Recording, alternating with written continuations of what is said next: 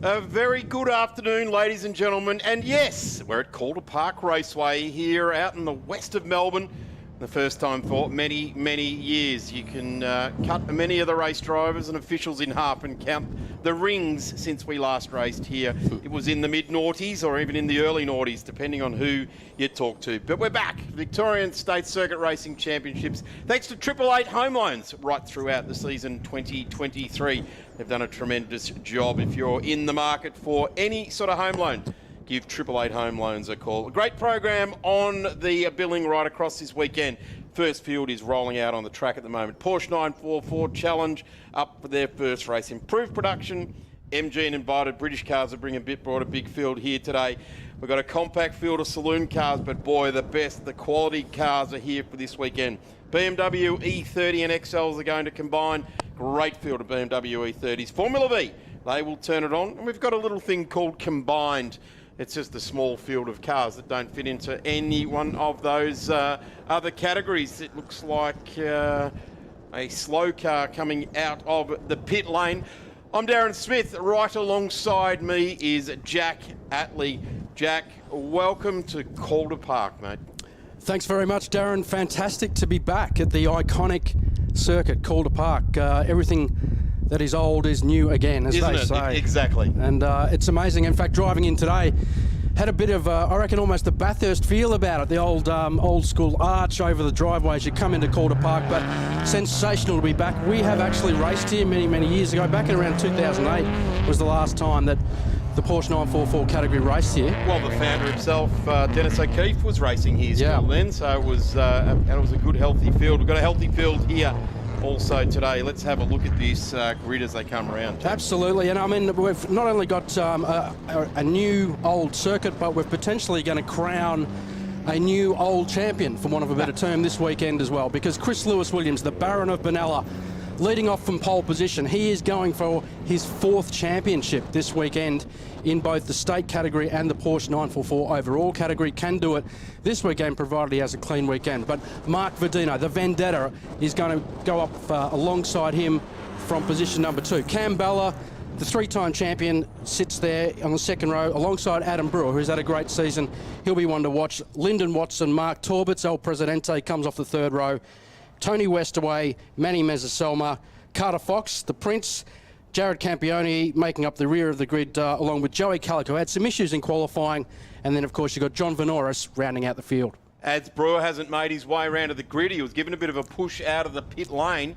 If he does, no, he's coming back down pit lane, so he's clearly got issues. So we've got a space on the second row of the grid. History in the making here right now, ladies and gentlemen. Thank you for tuning in. We are under a flag start because we don't have lights here at Calder Park, and no one was left standing except for Marky Torbitz in car 20. He has bobbled off the line and didn't get away cleanly. You really need to get a great run down this long straight at Calder Park. You're touching on 200 kilometres as you're all diving into turn 1 there, so they're going to hard on the brakes. It's tight going into turn 1, but Lewis Williams grabs the lead over Mark Verdino in the sideline car. Cam Bella just touching on in 3rd. Adam Brewer needed to get a good start out of the second row of the grid. He has left pit lane now, so he is in the race, but boy oh boy, he has left a very difficult weekend now. Coming from the rear of the grid, he's going to be about a kilometre behind the rest of the field as they crest the old Mount Jane, and this is where the track has had a bit of difference to it now. You used to be able to almost straight line it through there. You get the old RX3 up on 2 wheels and bounce it through there, but now they've got new curbs, which is fantastic, into the old S's. Around we go, a tight right-hander brings you back onto the straight, and a short, sharp lap in here at Calder Park, even though we're on the longer flat track layout here. Of course, the very traditional, the very described track is off to the driver's right as they come down the straight, and there we have it. Lap number 1 started under the national flag. We haven't seen that in State Series racing since the 90s, and we are away. The Porsches do a tremendous job of opening the final round, round number 6 of the 888 Home Loans Victorian State Circuit Racing Championships. Getting back into the race, absolutely. Oh, big lock up there from Carter Fox going into turn 1. You've really got to watch that braking zone. going hard on the brakes into turn one. A real shame for Adam Brewer.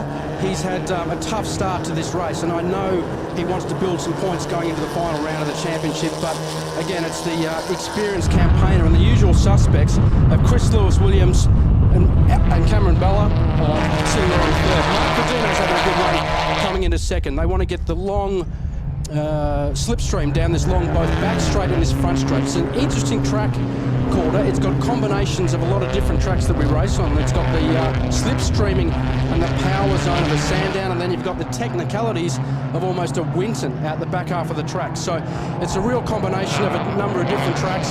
The boys are still getting used to it, but they're really getting the hammer down as they head down this long front straight here at Calder, touching on over 220 kilometres an hour as they head into turn one. It is a bit of a funnel effect as you get down to the bottom of the straight here at Calder Park, and there are some telltale bumps as you get down the bottom here, and some of the Porsches you'll see to start to move around a little bit as they come down the bottom of the hill here. It really is it's a downhill run, heavy on brakes, and I do like the analogies that you've used there, Jack, about the two straights, very much like Sandown. If you've got good horsepower here at Calder Park, you can generally muscle around a good time out of it. But if you've also got a car that will change direction nicely, like out of turn 2, 3, up over Mount Jane, 3, 4, they're very quick change of direction. If you've got your settings right on your alignment, your shocker settings, you're going to do well. You're spot on, Daz, really. I mean, it's a weighing up situation now. Do you set the car up to take advantage of the slipstream down this long straight and use the power coming out of the final corner there now, as the guys are doing, over the old drag strip, by the way? Mark Torbett's had a bit of a lock-up coming through there, but coming onto the old drag strip, and I can tell you that can get really slippery. When the drags are competing here, you do get a lot of rubber put down, but on a day like today, which is pretty overcast conditions, it's going to be a pretty slippery position coming onto the front straight, but you need to get the power and the flow onto this long straight. Then, of course, you get into the technical section out the back, so you've really got to use the cornering speed of the cars, and that's where you can make up a lot of time. There's not a lot of corners here, which means that you really need to take advantage of the ones that are here. Tony Westway having a great battle here with Calder Park. These guys are fighting it out to remain inside the top 10, 9 and 10 on the road. Mark Torbett's has just pulled back through them there after a terrible start from the car sales manager from Geelong, and he is trying to push back through the field here. Mark Verdino drags into the lead of this race. Chris Lewis-Williams just left napping a little bit there, and he manages to get through. We come back around onto the main straight here. The straight just opens up. It's a wall just on the inside there, and you can see just that short bit of shiny surface there that Jack was just talking about. There can be a little bit treacherous in wet conditions, but they've done a terrific job here. Rowan Harmon and the crew that he leads here at Calder Park have done a terrific job to clean that up. Another lead change. What a sensational statement by Mark Verdino, but you can see the really strong effect of the slipstring as they go down this long straight here, and he's just lost the position back into Chris Lewis-Williams there, but he's definitely trying hard. Mark Verdino, or the Vendetta, as we call him, in the sidelink car, the blue sidelink car. This would be his first win in the category, so he's mixing it here with the top guys. You've got Chris Lewis-Williams, who's leading the championship at the moment. Cam Balla in the green aqua car, which is very familiar, finds a bit of the grass there as they come over that crest and clip that ripple strip on the left, which you've got to be very careful of because they've raised the ripple strips on the left. But the guys at the front, side link car with Mark Verdino, he's mixing it right with the top guys here. The car, we just saw Cam Balla go off there in the aqua car off to the driver's right of the track after you come through the flip-flop, and that's going to happen all weekend long, because if you do get it wrong coming through there, you're going to get pushed out wide there, and I can remember back in the day, you'd come through there and you'd just be showered in stones from any cars in front of you. And it's a tricky bit of track. So much to talk about here, being a new track and a new category in racing. Records, mate. We've got lap records. I can't find one. I mean, you mentioned the kink there as well. I mean, that's one aspect of this track, which is such an important part of this track. I've driven this track a number of times on track days, and you are generally flat through that kink, but they've raised the ripple strips this year, which means the guys in the 944s, because they've got such a tight front end of the car, they can't slam into that ripple strip, which we're coming into now. So they need to dab on the brakes, flick it right, and then hard flick left. But again, perfect example there. You'll see Joey Kellett taking the grass because they're getting a wider line through that kink. You used to be able to flat line that kink, and you would be flat to the boards as well. But it's a really technical part of the circuit which you've got to get right, because this is going to lead on to the long straight. Joey Calloch, fourth in the state championship here this week in the 1-800 Lasagna outfit, and he's done a tremendous job to be with this front trio at the moment, hanging in there. Although he is coming fourth in the title, these guys have normally cleared out on the rest of them at this stage. So 6 laps completed, and we are not even half the journey here yet. So it's going to be a good 15 lapper or thereabouts, 14 or 15 laps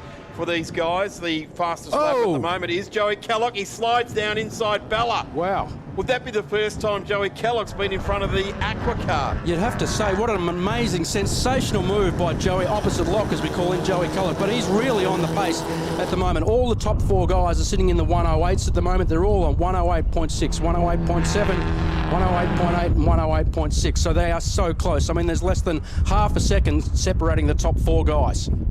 Joey is absolutely smashing it through the ripple strip there. The 55 has gone back a spot to the 77, and we're just hearing reports that the bonnet on the 55 is flapping around a little bit there. So we'll obviously in the higher speed sections, that would be where there'd be a little bit of lift under the front of the car there, so a little bit of disturbed air. So that's what we might be seeing with Cam Bella's car. I guess, Jack, what's more disturbing is that the 55 is out of a podium spot. Absolutely. This would be a real change for position generally at the top of the order, but Chris Lewis-Williams there, the Baron of Manila, just very cool, calm and collected, keeping it all together at the front of the pack. But you're right, Daz, directly behind him you've got Mark Verdino in the sidling car, and Joey Calloch, who is very aggressive under brakes and very aggressive with his driving style. He slides the car like crazy. Now, that may not look like the best way to slide the car, unfortunately. We've got young Carter Fox there heading towards the pits. Getting back quickly to Joey, he's got a very distinctive style, and we call him Joey opposite lock as a bit of a joke, but it works for him, and it's a very fast way to drive the car, but he looks sort of very loose and very all over the place, but he's definitely getting the pace out of that 1-800 Lasagna car. I've got to say, Joey Calloch's put the good fuel in today, because he is showing some great straight line handling.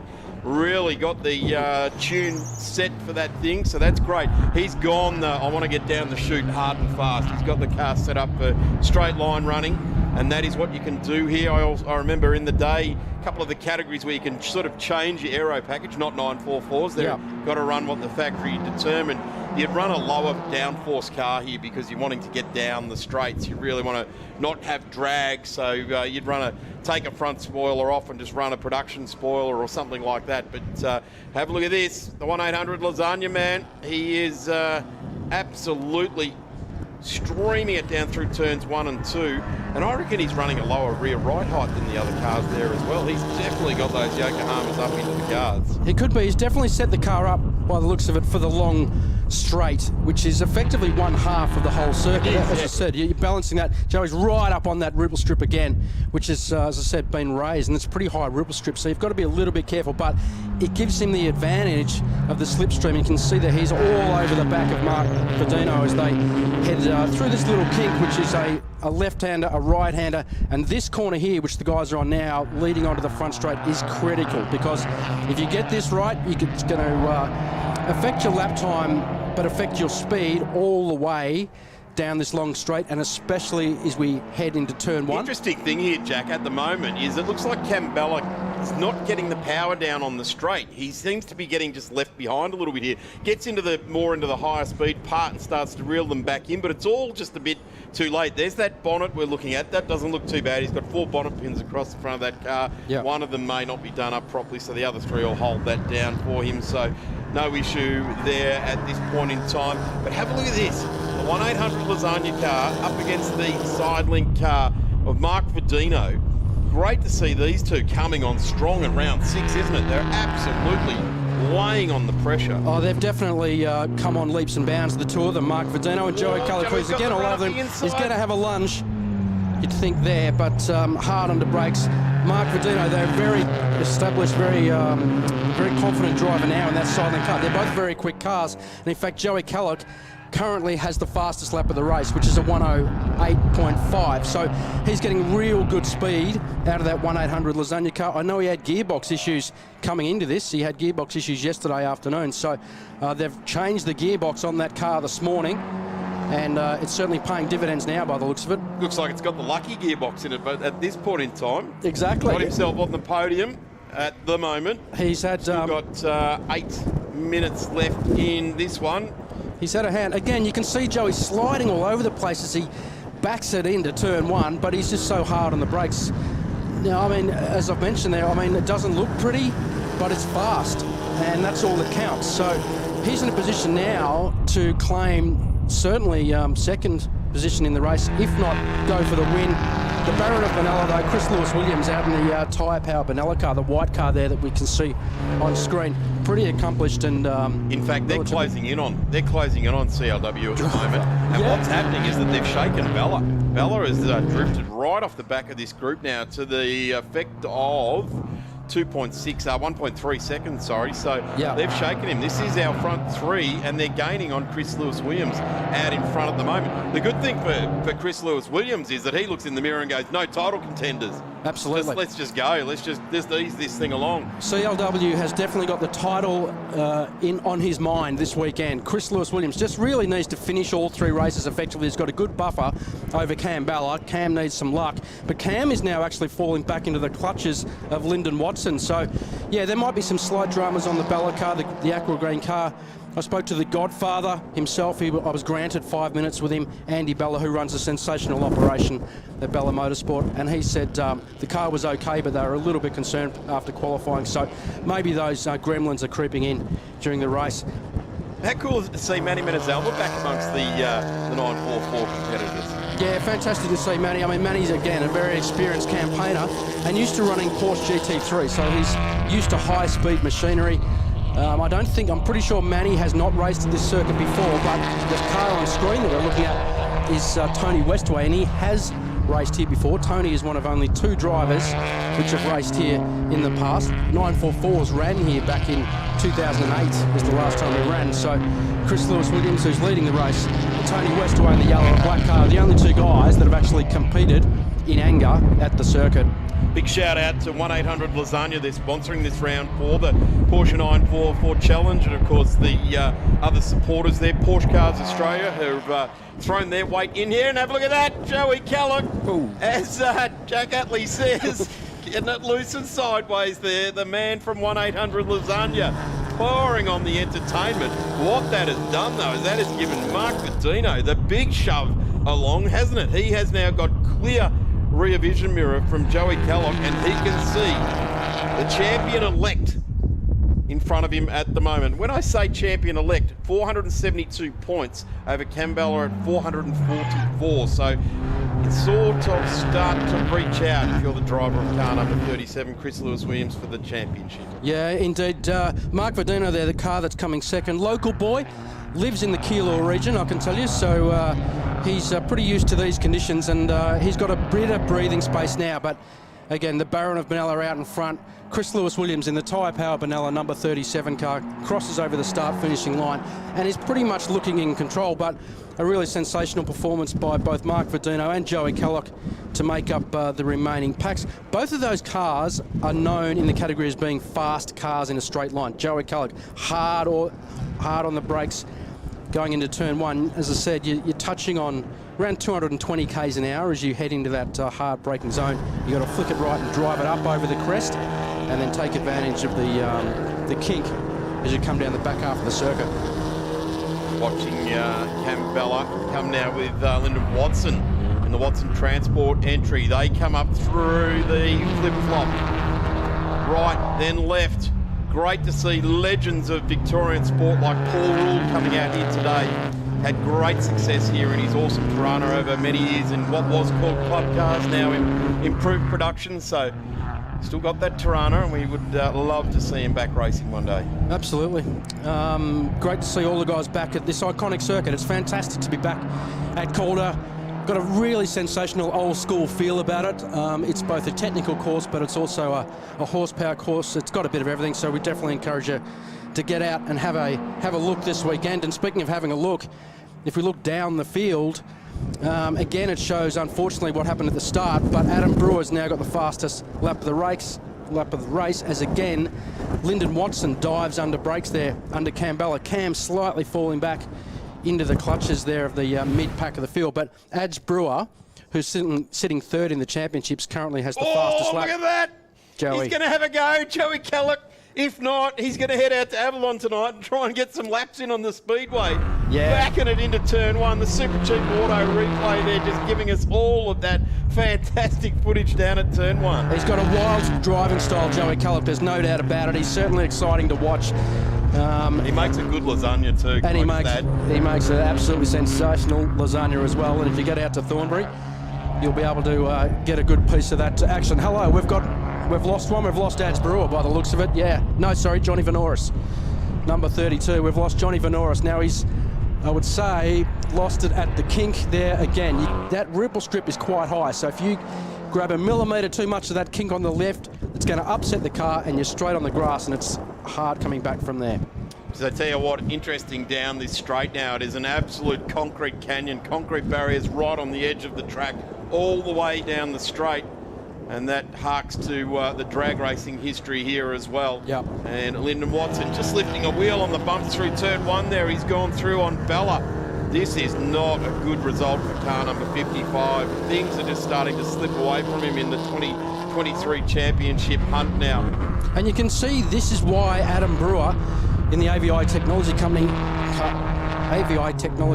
car is pushing so hard, because he wants to make up the points onto Bella. It's pretty tight at the top of the championship. Chris Lewis-Williams pretty much in control. If he has a steady weekend, he will claim both championships, and I say both, that's the state title and the overall national title this weekend. But this is why Adz Brewer is pushing so hard. Speaking of pushing hard, Johnny Vanoris there, yeah, just clip that ripple strip on the left. It will upset the car, and from there, there's no coming back. Wow, the Super Cheap Auto replay has been awesome already. We're only, 16 laps into the first race. Big thank you to Super Cheap for providing the replays. Here is Chris Lewis-Williams now locking up into turn one. He's in the lead of the race, and what that has done is drawn in the number 44 of Mark Medino. He is now within striking range. If CLW wants to lock up one more time, he's going to get another lap around, actually. Yep. They will go around for another lap. Mark Verdino is in a pouncing position now, isn't he? He certainly is, and he's taking advantage of this slipstream down this long back straight. Again, you're touching on nearly 200 kilometres. He's hard and deep on the brakes as they come into the final right-hand turn kink after that long back straight. Verdino's got a chance. This will be his first victory in the category if he can just get around Chris Lewis-Williams. And you're right, Daz, you hit on a great point there. Coming at the end of this long straight, going into turn one, it's bumpy, you're downhill, there's a lot to do. You've got to turn the car, you've got to line the car up for the right-hander. There's a lot to do. So if you lock a right-hand front, Verdino's going to be all over the back of the Baron of Benalla. I tell you what, waiting for the start of the next race, the improved production cars, some of those V8 guys are going to be very fast down here with all that weight over the front wheels. They're going to be nearly bottoming out down there. Chris Lewis-Williams keeps it all pointed straight. Yep. He knows how to rise to the occasion when it comes to the checkered flag, and he has just done a beautiful threshold of braking stop down at the bottom of turn one there, up over Mount Jane. Let's see how they attack it through here. Verdino in the opening laps of this race was really aggressive. He was two-wheeling it through here, and he does it again. Gives us a good look at the sump of the 944. Brings a smile onto Jack Atlee's face. He's even having a giggle at that one. I love it. He's having a crack, Verdino. The vendetta, as we call it. The vendetta. He's having a real go, because this is his chance to get his first victory in the category. How much would he love that? Chris Lewis-Williams again locks a brake, coming under the final corner there as they head onto the drag strip, over the drag strip. Now want to gear it up for this long, long straight. I reckon, what, one lap to go, Daz? We're on last lap now. So, yeah, we've just been informed this will be last lap. So this is really Mark's last chance to have a crack at Chris Lewis-Williams. And there's not many places he can do it. He's either got to have a lunge into turn one, or a lunge at the end of the long back straight. Or Lyndon back Watson. it in Joey Kellogg style. Have a look at this. This is on for fourth on the road now. Lyndon Watson wants to get on the podium. Yeah. It looks like he's going to do it, but the 77 collects the cones. He's used a little bit of extra track. A little bit of Formula One track limits questions coming into this one now, Jack Atlee. Not so great for the cones, and unfortunately I think the cones are no longer with us now, but Joey's again trying everything he possibly can. But Lyndon Watson, what a sensational drive from him. He's now looking at a podium position. Here's your final chance for Verdino. Can't quite do it. unfortunately, for Mark, but very fortunate for Chris Lewis-Williams, who just maintains his coolness and his calmness, and this is why he's a three-time champion, and that's why he's leading the category as he heads onto the straight for the final time. Well, there you have it, ladies and gentlemen. Race 1 for the return of the Victorian State Circuit Racing Championship. For 888 Home Loans goes to Chris Lewis-Williams. For Tyre Power Benalla, then it's Mark Verdino straight in behind him. 0.4 of a second, that gap between those two. And what a tremendous run for those two there. Home for third, in the end, was Lyndon Watson. We have a podium without Cambella on it for the first time in, I'm going to say, memory. Yeah, exactly. Yeah, ever. In memory. Sidelink Transport, Mark Verdino into P2 there, and Lyndon Watson for Watson Transport into 3. Joey Kellogg for 1-800 Lasagna slides his way into a fourth place there as well in the 1-800 Lasagna car there. Cambella home in fifth place. Your thoughts on that one, Jack Adler? Well, I mean, Cam's a very experienced campaigner, so it's not down to.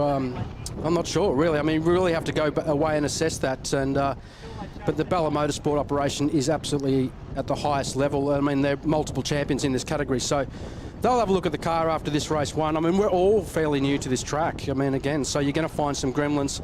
Now, whether Cam, I don't know, he might make some adjustments for the 2 races that we've got here tomorrow, but he'll bounce back, no doubt about that. And he's come home in 5th, but yeah, you can see the championship slightly sliding away to Chris Lewis-Williams. Running through the top 10 results there, you've got the Baron of Benalla, Chris Lewis-Williams, who takes the win over the Vendetta himself. Mark Verdino, sensational performance in 2nd. Lyndon Watson, great drive from Lyndon up into the final spot of the podium. Joey Keller, Joey opposite lock, as we love to call him, come home in 4th. Then we've got Cambella, El Presidente, Mark Torbitz, Adam Brewer. Managed to solve a number of points in that race by coming home in 7th. That's a pretty good, strong performance by Ads Brewer. Tony Westaway, Jared Campione, who's come home in 9th there. Top 10 result for Jared, new to the category, which is great to see. Johnny Vanoris, Manny Mezaselma, and Carter Fox had some issues during the race, so those 2 guys failed to finish, but we'll be back, Daz, for 2 more solid races tomorrow. Fantastic. Jack Atley, indeed, the 944s will be on track at 9:10 tomorrow, then again at 12:45. We'll see you then, Jack. I am now actually poised for half a dozen Escorts, RX3s, 808s, RX7s, Datsun 1600s and 1200s for the club cars to come on track. I mean, sorry, this is not 1994 anymore. On track next is the improved production cars. All those cars that I mentioned are now in museums. We'll be back soon.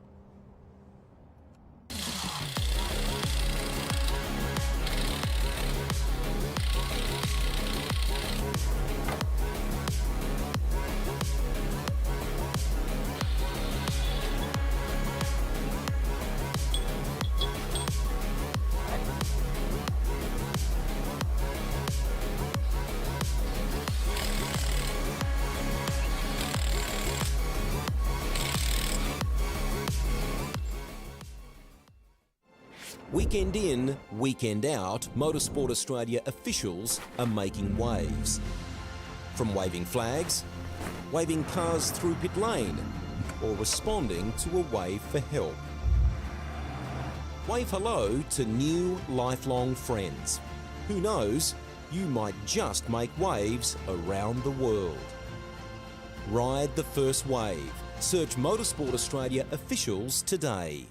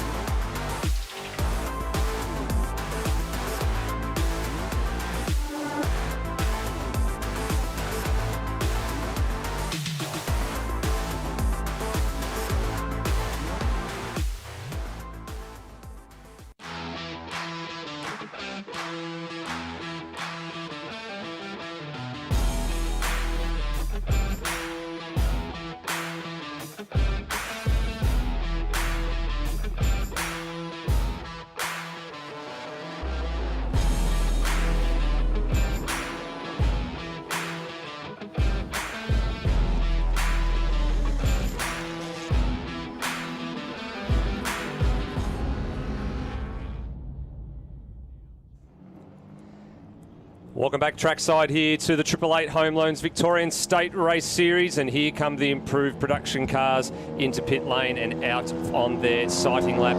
My name is Steve DeVries, and opposite me is a man who would have raced here at some point or another back in the day, and probably in an old VK Commodore, and David Cox. Good afternoon, Dave. G'day, Steve. How you going? Yeah, it's good to see everyone here. We've got a few of the old IP legends, and thanks to Darren Smith, who had to run downstairs and jump in his RX3 to get ready.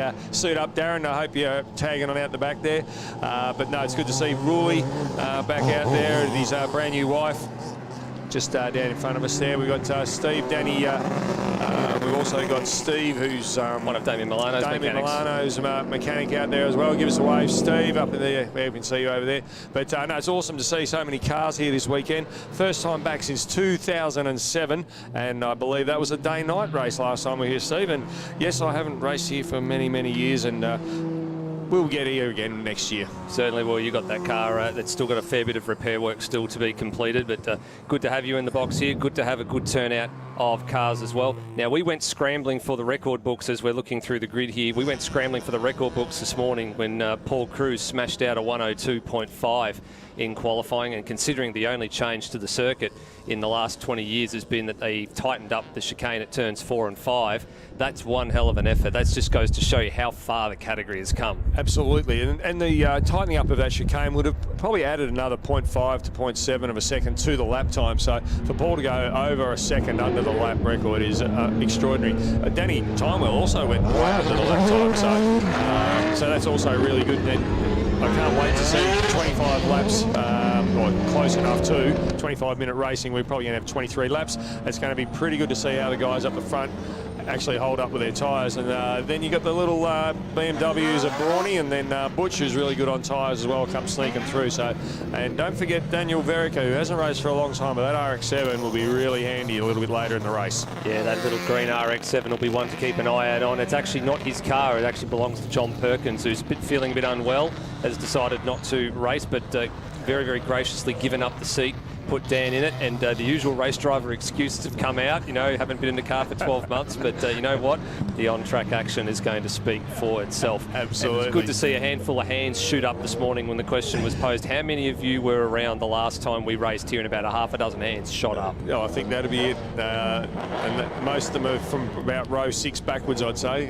Braun is the only one, I think, who raced here previously. That's for the furthest up the grid on row number 3 opposite Andrew Butcher, the white BMW E30 opposite the blue BMW E46. So the cars are all lined up ready. And I think we're going to even do an old school start, Steve. I think they're going to drop the flag and let everyone go on this one. I don't think the lights are working unless that's changed, but I believe that we're going to have a drop of the flag. Yeah, that's one thing that a lot of drivers have not had the exposure to. It's only happened once or twice in the last couple of years when there's been some light malfunctions, but here at Calder Park, there is the Australian flag in the flag starter's hand. You can see it in the top right-hand corner of your screen.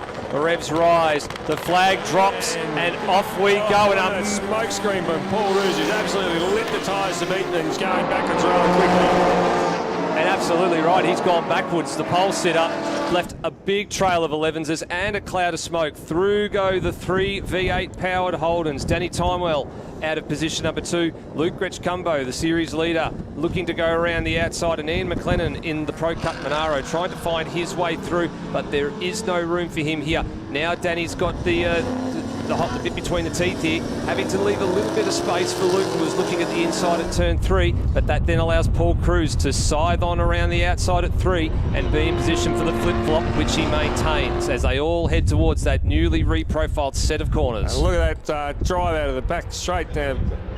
Luke Gretschkumbo has just managed to hold out Macca there, and they're going side by side as they come around to get ready to come back on the side, and they're still side by side, but Macca's had to relent. No, he's gone around the outside, and Luke's actually gone off track there a little. I think Luke, being on the narrow part of that corner there with that really nasty profile curve on the inside, just had to back out to avoid bouncing the car sky high, sending the front 2 wheels into the air. Sensible manoeuvre, considering that there's probably going to be the better part of 18 to 20 laps in this 25-minute hit out, and there's still a lot of time on the clock to make your move. So you can see Matt Logan's had a good start there as well. He started about 7th or 8th on the grid. He's now up to 6th, sorry, in the Mack Trucks VE Commodore. And the lead in the under 2s at the moment, Paul Javots, who's made his way up to ninth on the road. It's been the first time we've seen him out since Winton in March. And have a look on the hill. How good is it to see people sitting on the hill watching motorsport? It's really, really good to see. Great to see a lot of people come out as they're watching the guys go down the back straight. Here's the battle for the race lead. Timewell's led the last 1 3/4 laps, or the opening 1 3/4 laps rather. Now he's got the rampaging number 13 Nissan Silvia of Paul Cruz right under the rear wing of the Prestige Hino VF Commodore, heading now through the main straight. Goes down, coming onto the drag strip, and see how the Commodore just pulls away from Cruz. But I dare say by the time they get under the braking marker at turn 1, he'll be right back under the wing again. Yeah, look at the margin that's being pulled out here. Danny absolutely motors away from Paul Cruz. And this is I guess we've coined it so many times over the years, the strengths and weaknesses of this category. We've go to several places on the calendar. The long front straights, the long back straights, they tend to lend their hand to the V8 powered muscle. Then through the corners, that's where the little smaller cars come in. The BMW on screen there of Rob Braun. Logan's had a massive lose and then catches it back, and that allows Butcher to get up the inside of him, and then also the RX-7 back over the top of the hill. How's Dan Verica? He's motored on through from where he started in the field. He's taken the 57. What's he up now to? He's up to about 7th place. He certainly is. He's had a really good run. He's sitting in behind Butcher as they go down the back straight, and the BMW's just got a little bit more straight right now. Yeah. This is the era, isn't it? This car right here is that sort of era, that club car era that Darren Smith was talking about. Your RX-3s, the RX-7s, you know, all back in the heyday. That's what was looping around this circuit. Luke's actually put up in a reasonably good lap time now. They're starting to all bunch up as they're coming onto the straight, which has just got a little bit ahead of the Verica car.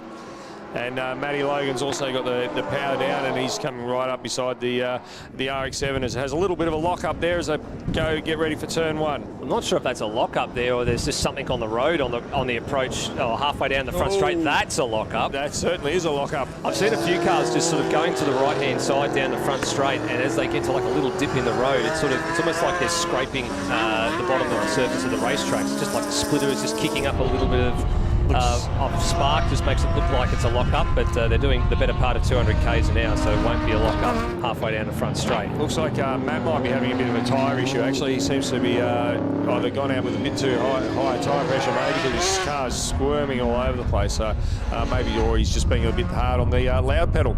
Possibly a little bit too hard on the loud pedal. Here we go. We've got a little bit more of a battle here further down the order. This is now coming up to the final complex of corners with Grant Ogle in the XR5, heading off Scott McLean, who's had a little bit of a drama overnight. They took the car away from the track, had to replace the diff and the diff centre and a bunch of other bits and pieces. He actually wanted to extend a really big thanks to Peter McLean and Jinwook Song for the amount of effort they put in to help him get back out on the track. And that's the kind of hallmark of this category, isn't it, Dave? There's everybody pitches in, and a lot of categories that are here this weekend. Everybody knows everybody else, and you all pitch in when your fellow competitor needs a hand. Yeah, everyone's here for the same reason. We all love motorsport, and we all want to get out and have fun. And if you can help your mates get out on the track, well, you're going to try and do everything you can, especially if you've got no problem with your own car. You really want to see as many people out there as you can. So, yeah, why wouldn't you help your mates out and get them on the track if you can? It looks like we might have a bit of dust down there somewhere. Well, that's McLean, actually, just as we were talking about him. He's managed to get the commentator's curse and fall off the track. Yep, we'll chalk that one up. Where's the whiteboard? I'm looking for it. I don't know how many times we're going to do that this weekend, because this place is quite a tricky location. Yeah. As Gorman in the 54 and the BMW M3 has gone through on the XR5 of Grant Ogle, and McLean wild again at the flip-flop chicane. So needed to get back in the rhythm, get back in the zone as the current under 2 litre points leader Peter McLean rounds him up going into the final sequence of corners. Paul Cruz hasn't found a way past Danny Timewell just yet. I was talking to him just before he went out, and he said if he mucks up the start, he's going to find it really hard to get past these Commodores because they're so big and wide, and they know where to park them, so he's really going to struggle to get past. But if he got out in front, then he'd be able to drive away. So it's actually been really good that Danny's been able to hold him up and make a really good good race of it. So they've just come up now against the 3XLs, having a really good battle there, and they managed to get through nice and cleanly and haven't been held up at all. Luke's, on the other hand, has just had a little bit of a hold up there, and he's just going to shoot down the inside of the next one. And that's a difficult part of the track too. So the two leaders came along, woke up the traffic. They were fully aware of that situation, but the next couple of corners, there's really no two cars wide racing line going through that sequence of corners. So unfortunately, the faster cars just have to wait a little bit for the opportunity to present itself, which it did. And that's something that's been new to improve production this year. We've started to see some of the Hyundai XL drivers cross-entering from XLs into improved production. And it's good to have them because they fit into the under 1600 part of the regulations. Yep. And Danny and Paul have managed to get through on Brad Ross there, and then come Luke. He's just going to go around the outside of him as well. So everyone's been able to get a nice clean race in and not being held up too much by the traffic, which is really, really good. Two wheels in the air there for Ian McLennan in the Pro Cup. Monaro back there as well. So a few drivers with a few different styles, how they attack that chicane. Some drivers just wanting to take a little bit of the left-hand curb and a little bit of the right-hand curb, but not too much. A couple of drivers electing to fly the car up and over the corner. Macca again in the back of shot there. Two right-hand side tyres up on the curb coming through the final couple of corners. Paul manages in 3/4 of the lap to get right under the wing of Danny, and then Danny gets to the front drag strip, and off you go. And pulls out 4 or 5 car lengths. But Luke's also making up a bit of ground, and looks like he had a really good run through the traffic.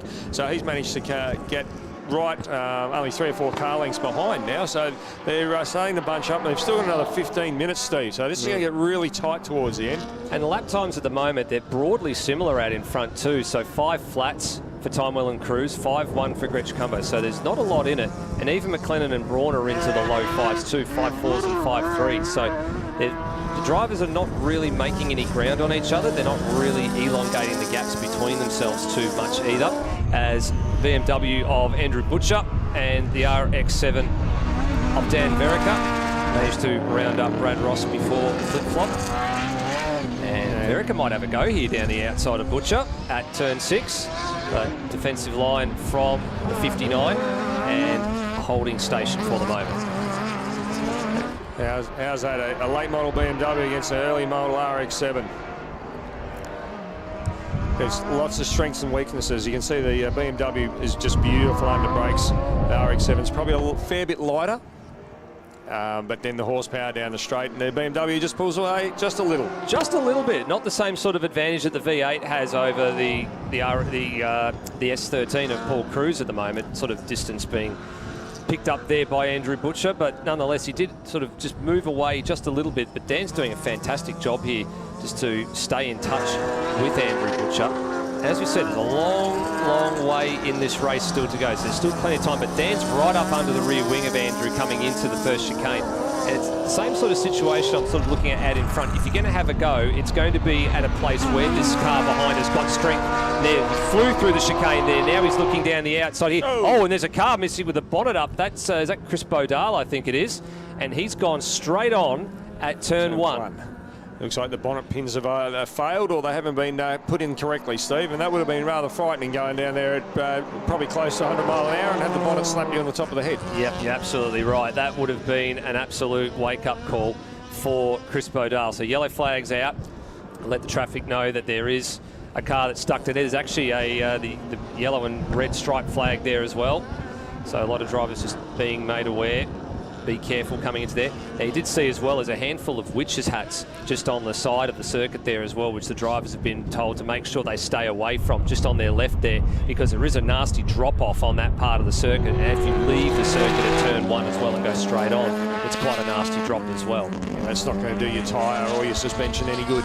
No, I haven't seen how tall it is, but yeah, the stewards and the race officials this morning made it very clear, please be careful if you do run off there if you need to come back on, that you don't come back on at full pelt so you damage your car. Just looking in the background there, you've got Danny Timewell and Paul Cruz, but if you look in the background, you can see that Mack has actually made up a lot of ground, and he's only a couple of car lengths behind Luke now, so he's either had a really, really good run through the traffic or Luke's been held up. But Mack has got the nail down, and he's absolutely chasing Luke for all he's worth. Yeah, he's giving him quite a hard time, isn't it? It's usually the case that Luke sort of manages to gap his great mate in Ian McLennan, and he's sort of running up the front. But this circuit has sort of been the great unknown for a lot of people because there's been very few people that have raced here in improved production. Like I said, there was only probably about a half a dozen hands out of the 20 or so drivers that were in the briefing this morning that shot up when they said, yes, we've raced here before. So for a lot of drivers, they've spent a lot of time yesterday dialing the car in, just really familiarising themselves with this circuit. And it's paying some dividends because it's giving us some great action out in front here. These two still going at it, still weighing up lap traffic. There's the first mistake from Timewell in the braking zone to turn 6. I just noticed a little earlier, he's just starting to drive a little bit more defensive now because Paul, obviously his tyres are hanging on a lot better than what Danny's are. So he's just driving a little bit more on the defensive side and putting the car exactly where he needs to keep Paul behind him. So he's driving really, really sensibly, and he's still got another 10 minutes left of racing, Steve. So those tyres are going to be screaming enough in another couple laps, I think. Yeah, they will. I have noticed the same thing you're noticing too. You know, it's like, 2 or 3 feet to the left or to the right of the... straight underneath Luke. Yep. Sorry to cut you off there, Steve. That's all right. He's Luke's just gone quite deep there at turn number 1, and Macca needs no second invitation. Through goes the Pro Cup Monaro. That's great to see. He'll be have a grin as wide as a car under that helmet going, I've just gone past Luke. How good is this? Yeah, once he got installed for the leading 2, it's 3.4 seconds the gap. Has he got anything to catch up to this group? Because they're now encountering some traffic here. So Wayne Twist is who they're working past now, and Richard Opie. They've just passed. They've just passed through, but it's absolutely helped Macca immensely. He's made up probably 5 or 6 car lengths, as you can see in the background there, as they're going on the inside of Wayne. And then Danny will out and fry the tyres down the straight. So Timewell pulls away yet again.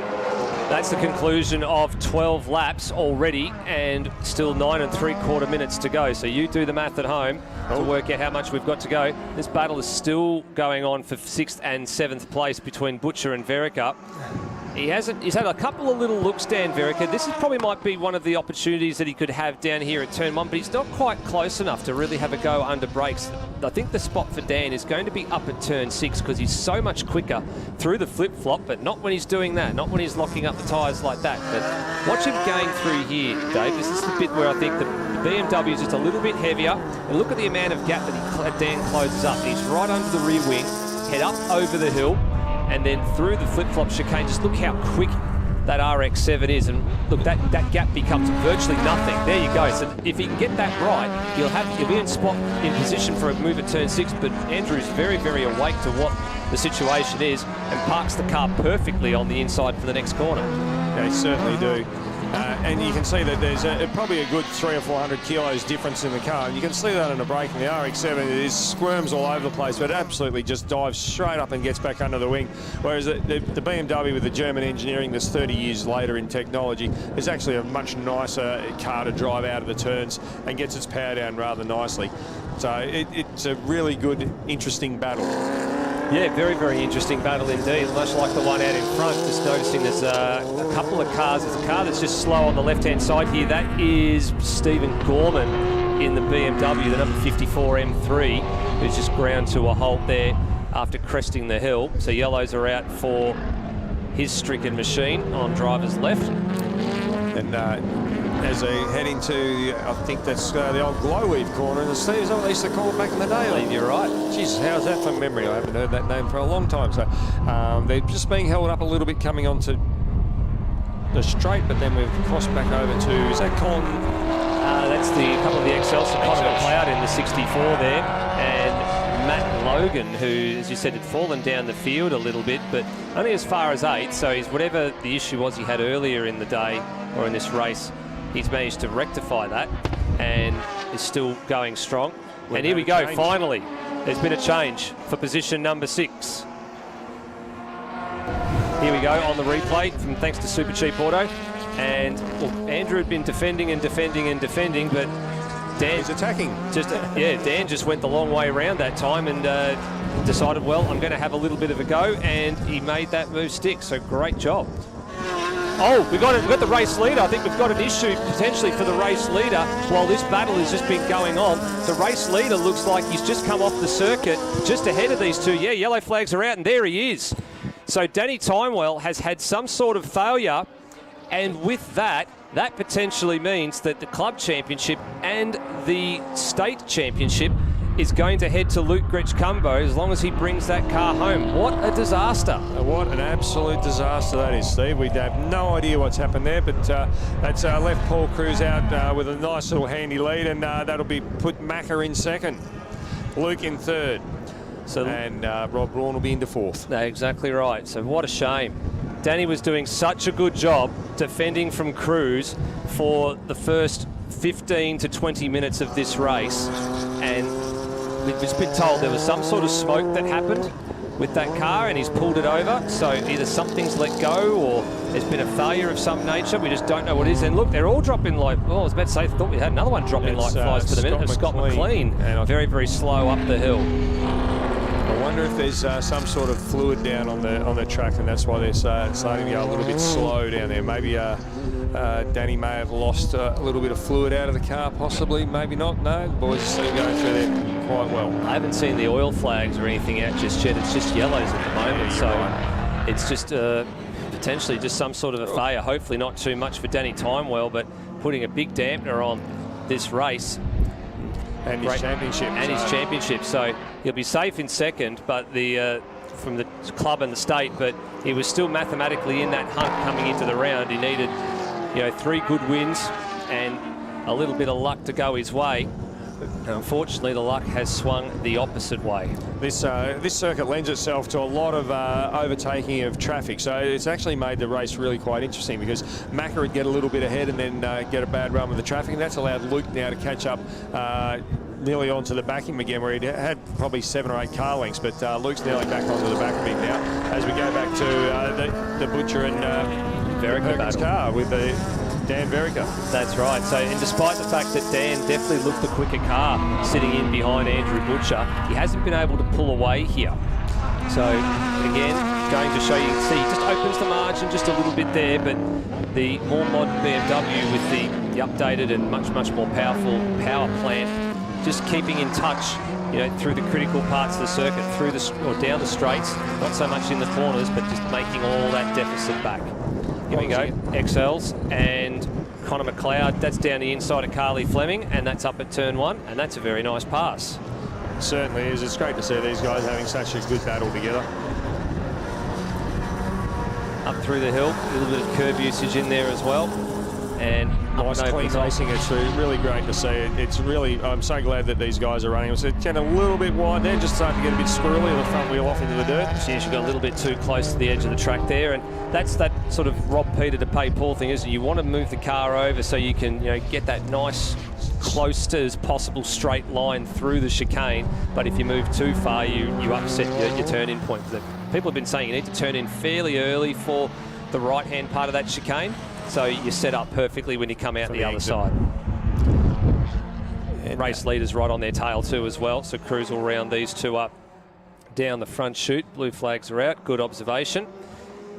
They'll continue their battle on while the race leader has chalked up his 18th lap. And where's our top under 2 litre car, Steve? It's Paul Javots. He's on screen right now. He's right in front of Dan Verica and Andrew Butcher. So Paul Javots has only just gone down a lap in the last few minutes to Paul Cruz. So man who only lives 10 minutes from the track, and we were joking with him during the week about did he want fuel money for turning up to the circuit this weekend. Only at Hillside, just over the rise there, where the old power lines are, the opposite side of the train line. He's having the time of his life at the moment. The car's going really, really well for Paul. And as I said, it's been the first time since we've seen him out on the circuit since May, since Winton. And now we've got Butcher with a problem. So he's actually pulled off the track. Done the right thing there, found a very, very safe spot well away from the track surface, and that was a bit unexpected. I didn't see anything fail or any smoke or anything out of that car, so maybe the car's just shut off or had a little bit of an electrical moment there. Long race though, tending to bring out some of the gremlins. Yeah, certainly. It's been a while, so it's a reasonably new build for Andrew, so I'm not sure, may have miscalculated the fuel maybe. Yeah, well, that's been a big talking point, hasn't it? Whether or not some of these cars that, quite thirsty on fuel, especially the V8s, whether they would have had a tank to go the distance. Even in Formula V land, they're saying, they might only have 1 or 2 litres of fuel left after the racing's over. So, at places like the Bend as well, that had the improved production nationals a couple of years ago, there were some drivers that were very, very marginal on fuel. Well, I know that Luke and a couple of the other V8 guys are using almost 2 litres a lap, so I think, we need to put at least 50 litres in because we think we're going to do 20 or 23 laps possibly. Yeah, it goes so they weren't too short. Litres. I know that Paul Cruz also was, Luke is also slowing. Yep, you're absolutely right. So Ian McLennan, who's on screen here, is in second place. He's cleared away from Luke Gretschkumbo, and Luke's actually slowing down the back straight at the moment. So the order is being shaken up very, very late in the last 3 to 4 minutes of this race. Steve, now that brings the state championship back. That does a little bit, yes, it absolutely does. Yes. So with Cruz on his way to turn number 1, we're being told this is the last lap. There are a few cars now that do have to be picked up. One of those is this man here on screen, Luke Gretschkumbo, who's come to a halt. Now the car's still got lights and power, so hoping that this is not a recurrence of the sensor problems we saw at Phillip Island. He did have the car just shut off completely on him at one stage in the final race at Phillip Island in September. And he's not going to be classified as a finisher for this one. So Paul Cruz, the pole sitter, despite the tardy start, is going to chalk up a win here. 21 laps will be the duration of how long it's taken. As he comes around Glowweave and makes his way onto the straight for the final time. So that's the first ever improved production, well, for the last 17 years anyway. First improved production race winner as he comes down to cross the line now. Paul Cruz, congratulations, Paul. Fantastic drive. Well done, Paul. Absolutely fantastic. And behind him, Ian McLennan's going to come home for a much-deserved second place. There is the Pro Cup Monaro flashing through your screen. Rob Braun will cross the line in third. Great drive, Rob. Yep, and Rob was there or thereabouts. He was quite consistent throughout that whole entire stint. Looking at his lap time there, like his last lap was a 1:07, but his best lap was a 1:04.6. So he was remarkably consistent across the 21 laps. Dan Verico, who hasn't driven the car for a long time, stepped into John Perkins' car and brings it home in fourth. Yep, good job for Dan Verico. And Matt Logan, despite the challenges he had early on, looks like he's registered home or going to register a 5th place finish coming home. And then Anthony Dana behind him, the first of the BMWs, the first of the BMW M3s home in 6th place. Scott McLean in 7th, with Javots, your under 2 litre leader, in 8th. Richard Opie in the RX-8 in 9th, and then Wayne Twist in the BMW home in 10th. And then we've got Peter McLean in the under 2 litre. A little bit of a late change on the order there by the looks of things. Yeah. Just having a bit of a look as I saw the timing tree just flip up there, but nope, that's been reset as it is. And it looks like Luke is being classified as 11th. Yeah, we're probably going to have to wait and see how that all pans out because everybody else has gone through and taken the flag. But at least Luke's okay. But I think he's looking at that car wondering about what's going to happen when they take it back to the pits. So there's a confirmation of your final finishing order. You can see there, Luke Gretschkumbo says that he's 11th at the moment. We're going to wait and get confirmation of that after this one is over because there are quite a number of cars there. You can see 2 laps down, especially Peter McLean is the second in under 2s. A lot of those other drivers that are in overs but don't have the front running pace. 13th is Grant Ogle, 14th Andre Noy. Great to see that beautifully clean Falcon out there. Wayne Decker, Andrew Butcher is classified as 16th. Brad Ross, Carly Fleming, Connor McLeod and Peter Fleming coming home in 20th. Just keeping an eye out on everybody that's around the circuit at the moment as we look at the last of the non-classified finishes there. Danny Timewell, Stephen Gorman and Chris Bodale. You can see here that Andrew Butcher's got going again, so wondering if there might have been an overheating drama with that car and that might have been why he's pulled it off, but that car is mobile again. There he is on screen. Yes, I do believe yesterday he had a electrical gremlin with a fuel pump, so I'm wondering if maybe that gremlin came and just shut the car down again. A couple of other cars like Chris Bodale XL there as well in the back of shot. He's going as well, so he's been recovered from turn number 1. They've put the bonnet down and he's touring slowly back to the pits as well. So a couple of cars to pick up. You can see that Luke's got the bonnet up on his car, just having a little bit of a captain cook under there to see if hopefully it's not too bad. Apart from that, yeah, I think the tow trucks are on the scene now. They'll pick them up and pull them back in. And I guess that means, with thanks to Prestige Hino, Melbourne's most awarded Hino dealer, that was race number 1 of improved production. So we'll take a short break up here in commentary. Be back on the other side of this with the Victorian State Race Series, with thanks to 888 Home Loans.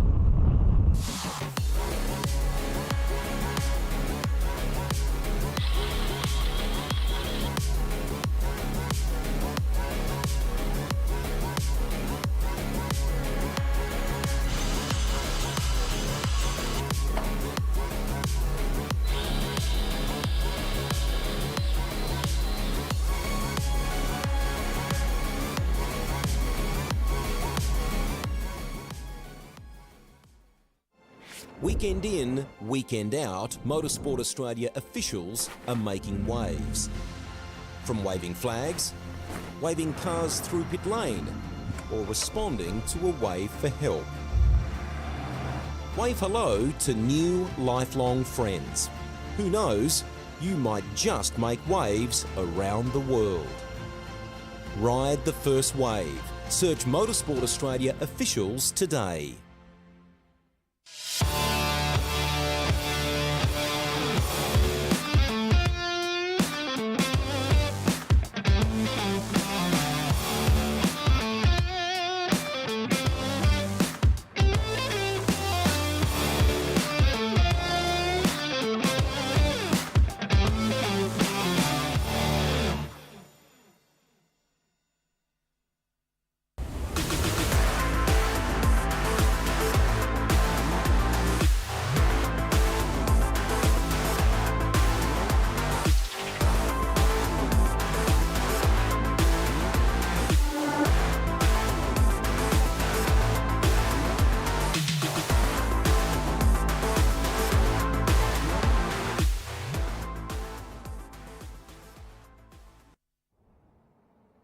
Welcome back trackside here at round 6. Yes, that's round 6, and we're at Calder Park Raceway for round 6. A big return for the 888 Home Loans Victorian State Circuit Racing Championships. It is fantastic to be back here at Calder, and it's great to see the motorsport community coming out here. $5 an individual, $10 for a carload here for the entire weekend. So if you're watching from, I'm going to say, anywhere in Australasia, you can still get here tomorrow.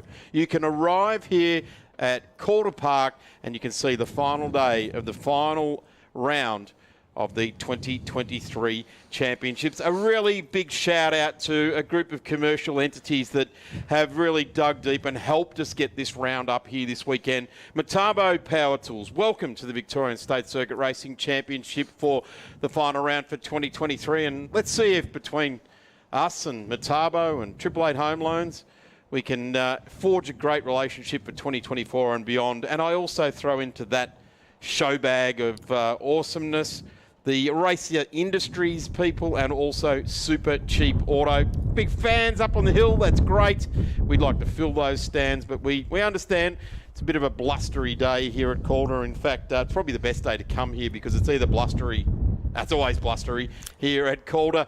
I'm Darren Smith. Right alongside me is Sean Hurler. He just told me the last time he was here, he went to sleep in the wheel rim of Bob Jane's monster truck underneath the grandstand. I think it would have been parked. Indeed, yeah. No, most people remember the old monster truck that used to sit around in the pits here at Calder Park. Did you ever see it actually move, though? No. It was one of those fixtures, wasn't it? But it was sort of fixed. Static display, I think they call it. I think it's like the Oldsmobile that's up on top of the containers as you drive past Calder Highway.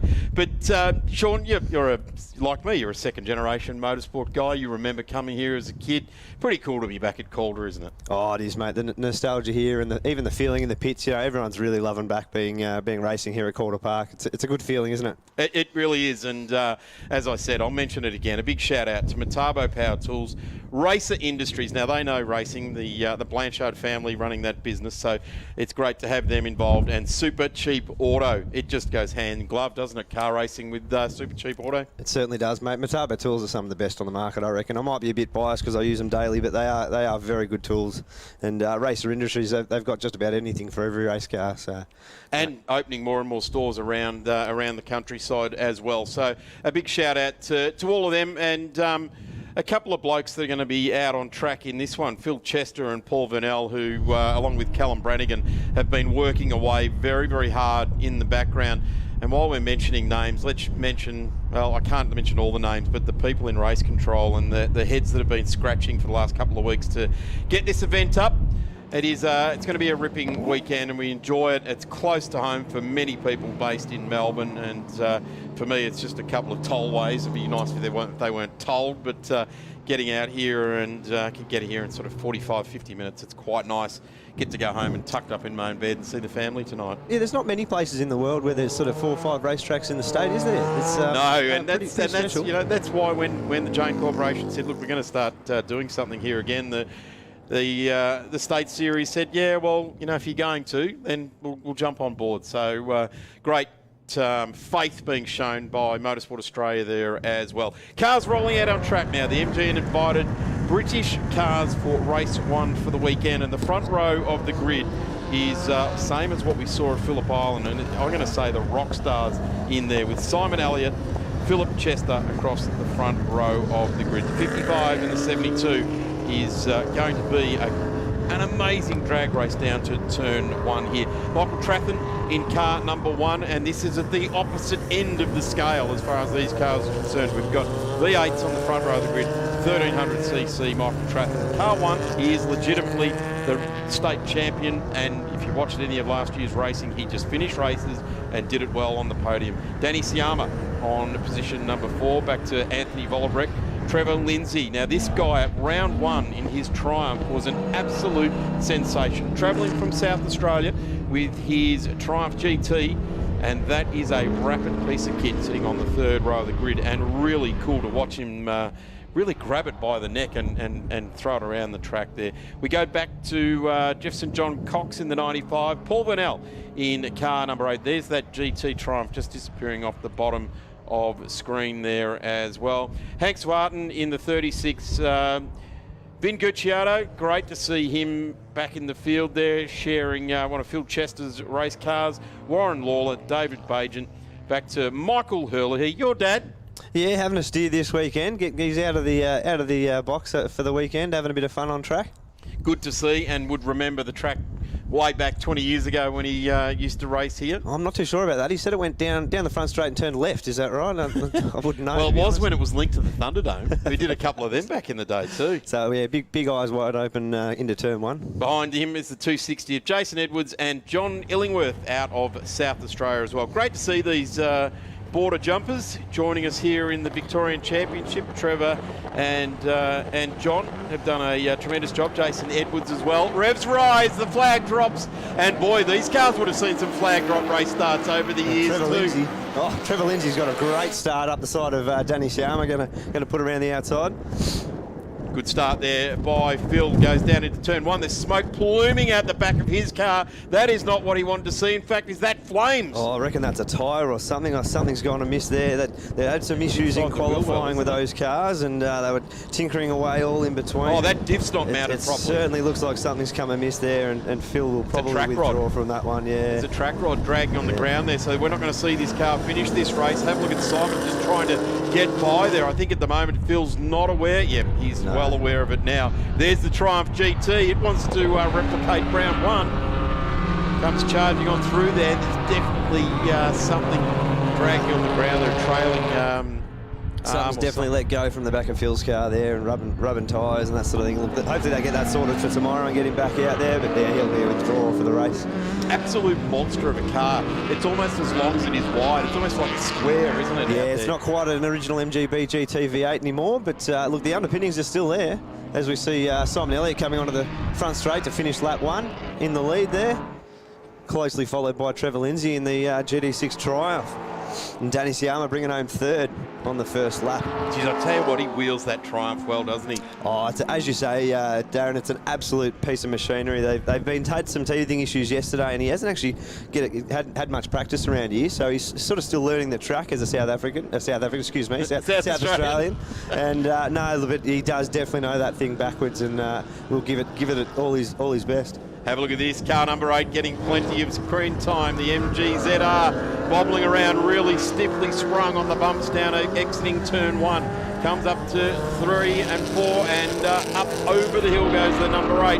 Paul Vernell at the wheel. Might have had some team orders after his last outing in this car. Dad might have said, look, take it easy after the last one. I think you've done enough to the car this year. Let's bring it home in one piece, eh? Again, second generation racer out there on track as Phil Chester just disappears back to the pits. Vernell gets the corner opened up nicely for him. Great move on St John Cox there just to take that one. The 95 just left the door open a little bit too long here, and Gucciardo just in the back there in the Victorian State Series livery. Big supporters, Phil Chester and Vince of the State Series. And it's really sad to see Phil retiring there because he spent a lot of the last 2 weeks making sure this event happened. He has indeed. The time these boys have put in behind the scenes is sort of unfathomable in the sense. But yeah, look, I won't mention that he doesn't like running 2 cars because he usually has something going wrong in one or the other. But look, these things happen. That's motor racing, isn't it? It certainly is. Have a look at this battle. This is MG and invited British sports cars exploding on our screens right in front of us for you here at the track as well. A Triumph and an MG. And here comes Michael Trathen in car 1, pulls out of the slipstream. And what a fantastic race car and driver he is.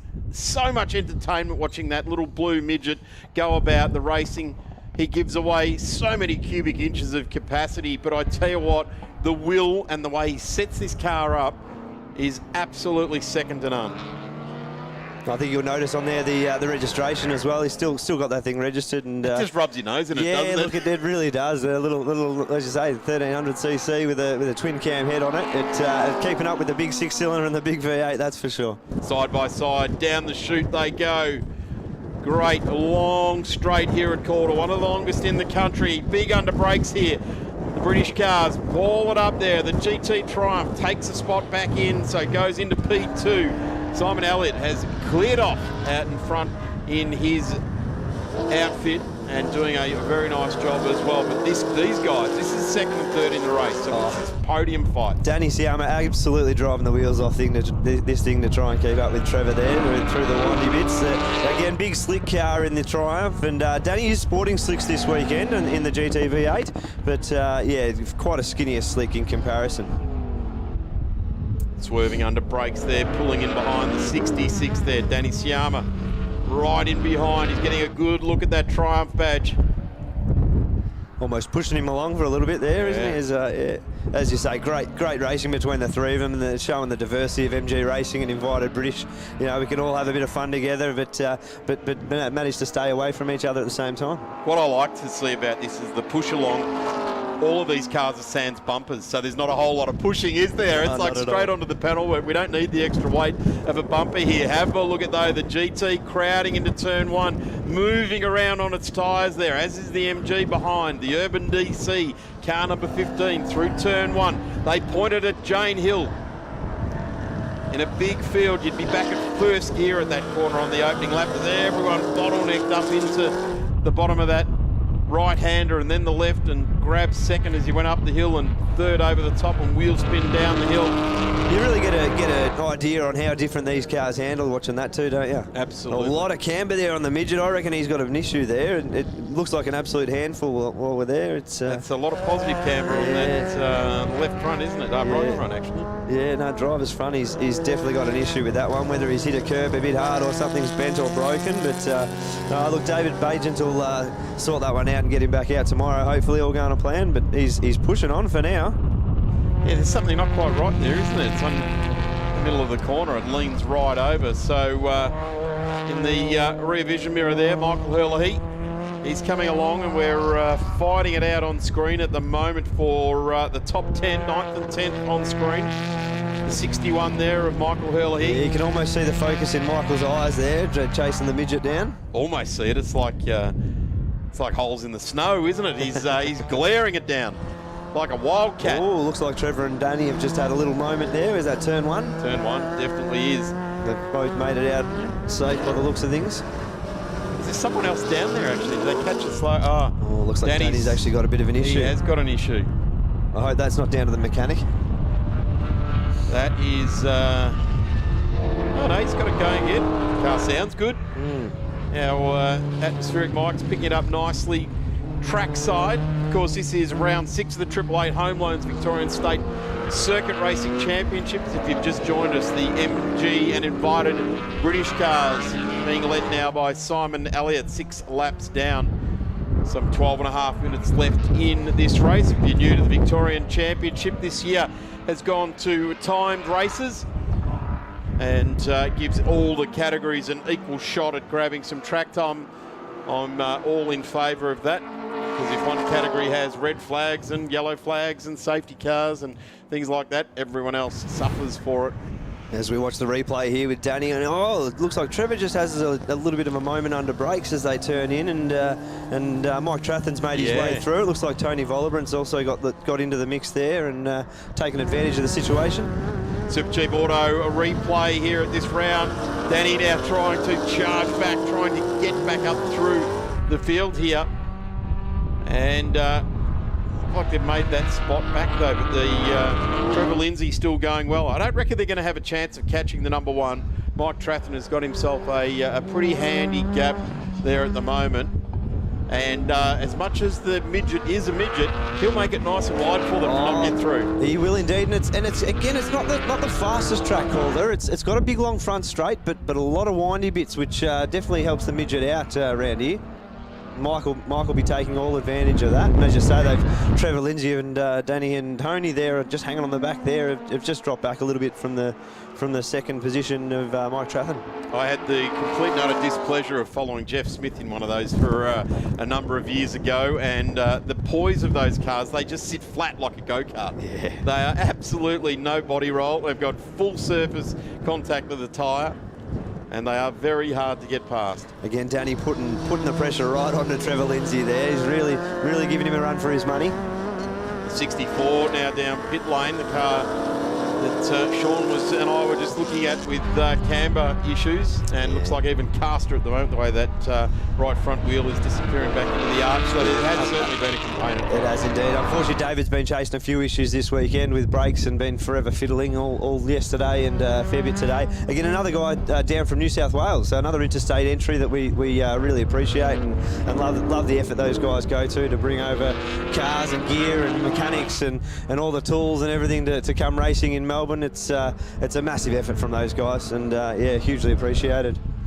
They seem to enjoy themselves too, Sean. It's not like they've done it once. They've come back more than once and done a tremendous job with it, haven't they? Indeed, yeah. Look, I might be a bit biased, but no, we do pride ourselves on having a bit of off-field fun and communication and all that sort of stuff. And I think that definitely helps these interstate guys making the time and the effort to come racing in Melbourne. We see Mr. St John Cox there, taking Paul Vernal down the front straight. The big V8 opening its legs up and going past the little 4-cylinder ZR. Tell you what, though, create some downforce with that massive rear spoiler on it. Yeah, almost an air brake, wouldn't it be? I think, yeah. Bit of TWR type of lightening of the front bumper there as well. This one's got bumpers on it. Yeah, it does indeed, the TR. Oh, look, I think it's all lightweight stuff in this. It's a pretty well-developed race car that John's been developing over the years, and yeah, still running a Rover V8, fairly mild Rover V8, being where it is, obviously. But him and Shirley love coming racing either together or individually, and yeah, it's good to see the smile faces and the big V8s in the invited British class that we run. Paul Vernal just putting the glove up inside the visor there, wiping the sweat off his brow. Big shout out to Miles at home. Yep, that's Dad wiping the sweat off his brow. He's working hard out there in the number 8. He was. He'll be right. He'll push through. You talking about Miles or his dad? Oh, both indeed. Yeah. He's a ball of smiles at the moment, Miles. We're catching up earlier in the week, and he's loving life at the moment. Good age to be alive at 4 months old. Well, some do say that this is when Paul Vernal does smile. Oh, you just have to have a full face helmet on. Just seen Danny have another little off. He might be just pushing that a little bit hard out there, or he's been helped along. But anyway, he'll rejoin and gather his thoughts.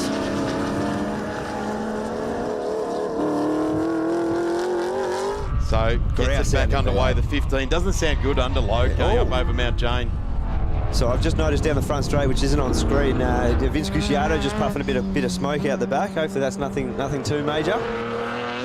Danny as well. Let's watch this. This is the replay from earlier. Both of them found... oh, no, that's Danny going off just that last lap just run round out of on the brakes Super there. Cheap Auto. A replay. Rejoins. Loses the spot there to Vollebrecht. I'd say he'd be fairly angry with himself after that one, but not a lot you can do at that point. Just knuckle down and push on. Gee, it must be frustrating for the MG aficionados seeing a Triumph outbreak them down into turn one there. They're all friends in the pits, right until we get out and race, aren't we? It all changes when the helmet goes on, but no, they're all good and fun in the pits. And again, that Triumph is, you know, it's nice casting your eye over that thing. It's just really well developed. Motec, you know, big, slick car. Very lightweight, the little Triumphs too. You forget how sort of simple they are in the body structure and how light they are. But yeah, Trevor's just got that thing sorted. Car 1 on the road has just gone through on Michael Herlihy, car 9 on the road there. So these front-running cars starting to work their way through, starting to lap the other cars here. Have a look at the commitment. Head leaning in here, leaning for the curbs. You could just about lean out and touch his head on some of the curbs around here at Calder. As you say, just like a go-kart. Yeah, they are. They're just like a go-kart. Big shout out to Jeff Smith. It was 25 years ago. Yeah, so fastest car on track has, of course, been Simon Elliott, a 108.27. I'm going to say, and I'm probably going to get hauled over the coals for this, but anyone who goes fastest laps this weekend is going to have a new lap record, aren't they? Just about, yeah. It's got to be a new lap you've got to record. draw a line in the sand now, don't you? 15 years later, Vic State records all start again. They do. And unfortunately, we have seen Vince Cusciato in the number 12 Vic State Race MGF pull into the pits. He's got a bit of an issue there. That's not going to make Phil Chester happy, is it? Both cars he's brought to the track have retired early. They will work throughout the afternoon and night to make sure both those cars are on track here. But boy, oh boy, this car is cutting a magnificent silhouette. A really special piece of kit. Yeah, look, it is actually an MGB underpinnings, this thing, but it has been made to look like an RV8, which is quite a rare MG to begin with, to be honest. But yeah, great looking car. Simon and the team have really put this thing together, and proof's in the pudding. Really, is, you know, just good and reliable and light, and just yeah, making tracks for itself. Sean, what's he done to this car to make it, you know, that much different? Just about everything. Yeah, look, to be honest, from you know, moving engines back to sort of, you know, putting in sequential gearboxes and a bit of an aero package, as you can probably see, you know, it basically started life as a built Rover V8 MGB, and it was damaged quite badly in an incident in Phillip Island many years ago with the previous owner, and he actually had it rebodied as an RV8, and it basically had it appearance-wise built to as you see today, you know, reinforced roll cage and all that side of things from say a roll cage that was done sort of 20 odd years ago. But yeah, Simon picked this thing up you know, 5 odd years ago and slowly finished it off and got it to what you see today. And yeah, look, credit to him and the boys that he's got working on it. It's really going well, and yeah. It is interesting, and you say 5 years, and I in my mind, I go, wow, that was quick. Oh, when people do these programs, they tend to take a decade, don't they? They tend to get the parts, and when you haven't got the parts, engineer the part and those sort of things. So full congratulations to them. It really does, it looks good. It gets a lot of attention on track, that's for sure. Look, no race cars ever really finished, I don't think, but even as you can probably see, there's some things, you know, little brackets and things down hanging down on the rear end, as we see another replay here with Danny Siamo taking another little detour off the track into turn one. A challenging little corner, that turn one here. Certainly is. It's been challenging for Danny too. Great to see the Super Cheap Auto replay there as well. We've got plenty of them coming your way. Big thanks to Metabo Power Tools, Racer Industries, and of course Super Cheap right throughout this weekend, and our fantastic 888 Home Loans, very loyal series sponsor there as well. So if you are looking for a great home loan deal, and I know there's quite a few people in the motorsport fraternity that thought their loan with the big 4 banks was doing them very nicely, got a bit of a health check, got the pulse taken by the team at 888 Home Loans, and they've signed up with them. So in this day and age, right here, right now, with the way interest rates are, people are certainly looking for the best deal. Oh, you got to shop around these days, don't you, Darren? Absolutely. Paul Vernell now coming along in car number 8. He is 7th on the road. Danny just up the road from him. Yeah, see, I don't know if Danny's got an issue there, but he should be definitely pushing a little bit harder than Paul through all there. Paul Vernell plugs the gap again. They're on that lap coming over Jane Hill. Plunges down. The ZR looks to be going very nicely indeed. Done 13 laps so far in this one. There's another 3 minutes left to go. Yeah, get a few laps in, a 20-minute session around Calder. What are we up to? 19 laps, are we?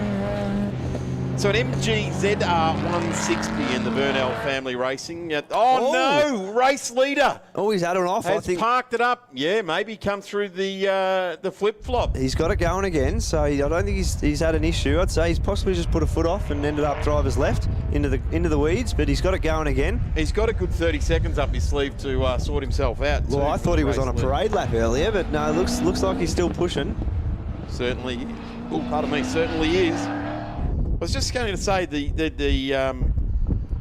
RV8 here doesn't look to be any panel damage on it, so he could have come through the flip-flop and just oversteered it, and came off over there. But we'll press on. Oh, look, Car it still looks pretty stable. Yeah, it's going well. Danny Siama now in the pits in the number 15. So Calder Park is taking its toll on the MG and invited British cars here today. The 888 Home Loans Victorian State Championship. Let's hope it doesn't afflict this one. Car 61 now inside the 10. He'll be coming up to take 7th next time he comes across the line here. Shows you, Darren, the consistency is key for MG Racing. And I'm going to say with this car, preparation. Well, it's not his mechanic that's done that, I'll tell you that much. He's been doing the spanners himself for the most part. Unfortunately, I've been a bit too busy with work. So I wasn't giving you credit. I was giving Michael all the credit. There you go. Preparation. Look, my first memory of cars was changing the gearbox at that at 13 after a blow up at Sandown. So, but no, you're bang on. Dad's been running this car basically by himself ever since. So, yeah, all good fun as a family affair. Well, this could get a bit interesting actually with Vernell chasing down. Hurley chasing down a Vernell. This could end up in a couple of cars that don't finish the race if anything does. There's decent history between the Vernell and Hurley family. Yes, it's all good. Indeed there is. I was going to say before, I'm going to keep coming back to the MG ZR 160. What is the specification of that car? There it is coming across Jane Hill. It's basically a factory ZR. So the MG ZRs actually came out with a 160 horsepower engine, and that is in effect what you see here. Slightly developed for motorsport in the sense of extractors and intakes and things, just to give them a bit more power and torque.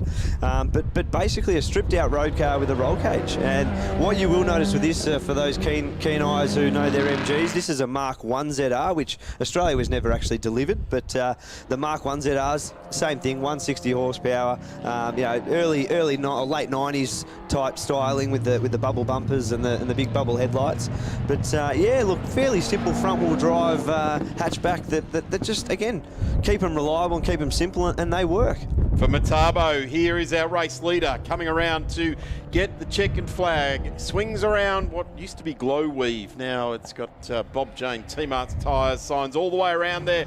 There's the checkered flag. Stopped on the last lap around on the back straight, and for Metabo, Simon Elliott gets the checkered flag, and that is almost a trouble-free run. It's going to be really interesting, Sean, and I'll charge you with this to find out what happened up on the back straight there before we go racing again tomorrow for the MG and invited cars at 10:15 a.m. So the race still continues. Our race leader and second place, as I said at the very start, car 1 gets home in second place, just gathering those points right throughout the season. Indeed, yeah. No, I'm not sure where they stand in the championship at the moment, but always up for a race, Mike Trathen. Trevor Lindsay gets through in the GT Triumph there as well. He started out of 6th place, so jumps up a couple of spots. Mike Trathen also jumps up 1 spot in the journey there. Anthony Vollebrecht, now that's a good one. Started out of 5th, gets 4th. Paul Vernell gets into the 5, up 1 on the last lap around. No, in fact, that's been changed around on our timing screen. Jeff did, yeah. Jeff won, beat Paul to the line there in 5th, and Paul's brought home 6th. So we're going to say, and it just for between you and I and the people listening, is a 107.65 is the new lap record for MG and invited British cars, and I'm going to say that's going to be a pretty hard time to chase. Yeah, look, it should be. Look, I think they were doing a couple of seconds quicker yesterday in the heat with a slightly stickier track, obviously, and slightly better conditions. But look, as it stands, that's a race lap record, as you say. So Michael Hurley coming home for a 7th place there. He'll be wrapped with that. Here's the result. Simon Elliott wins the race by 14 seconds over Michael Trathen, and the beast and the beauty of it all, or whatever it might be, the high horsepower and the low horsepower, it's all how you bring it to the track. So, Trevor Lindsay and Tony Vollerbrecht, Jeff St John Cox, Paul Winnell home in 8th place there. Michael Herlihy home in 7th. This will be good tomorrow. They're going to be, I know they'll be on separate rows of the grid, those two, so Michael will have a good view of the back end of the ZR there. Danny Siama, Vince Gucciardo, who DNF'd there, Warren Lawler, Danny Bajan from Chester, Hanks Whiten, rounds out our field of finishers for the first race for the MG invited British cars. As I mentioned, Sean, the next race will be at 10:15 tomorrow morning. We'll see you then, mate. Thank you very much for that. Thank you, Sean, for bringing all of your expertise on the MGs and invited British cars to the commentary. We'll be back with the next race on the program here at the 888 Home Loans, round 6 of the Victorian State Circuit Racing Championships, and it'll be none other than the all-Aussie affair as we wave goodbye to the British cars. We'll say hello to the Aussie cars with the Saloon cars on track, a real live championship coming your way in just a couple of moments. Back soon.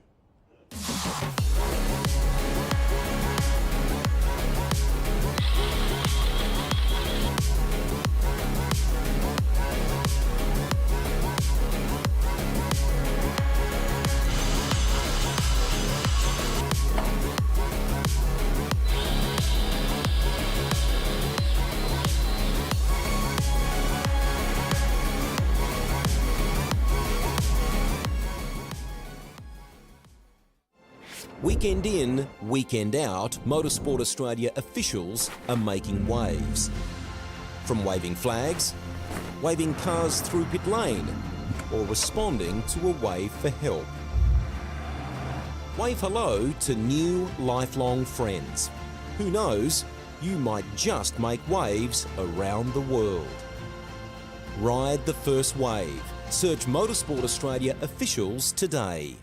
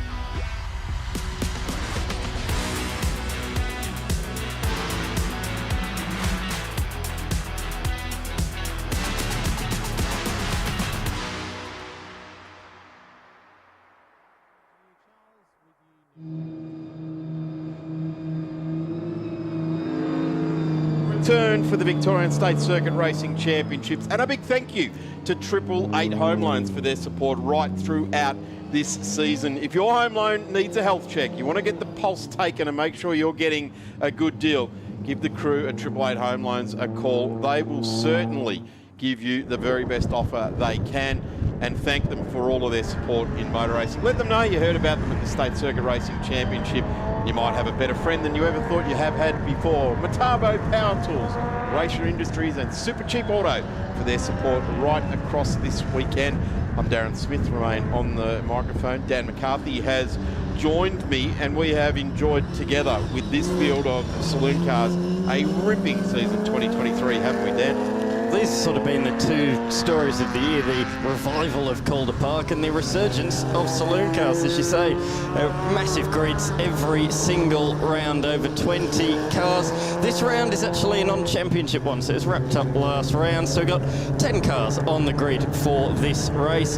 And the returning Anthony Bear will start from pole position alongside Travis Lindorff, and the man who wrapped up the Victorian Championship last round, Daniel Johnson, out of position position number 3, alongside Blake Harris, one of 3 Harrises here this weekend in the Saloon cars.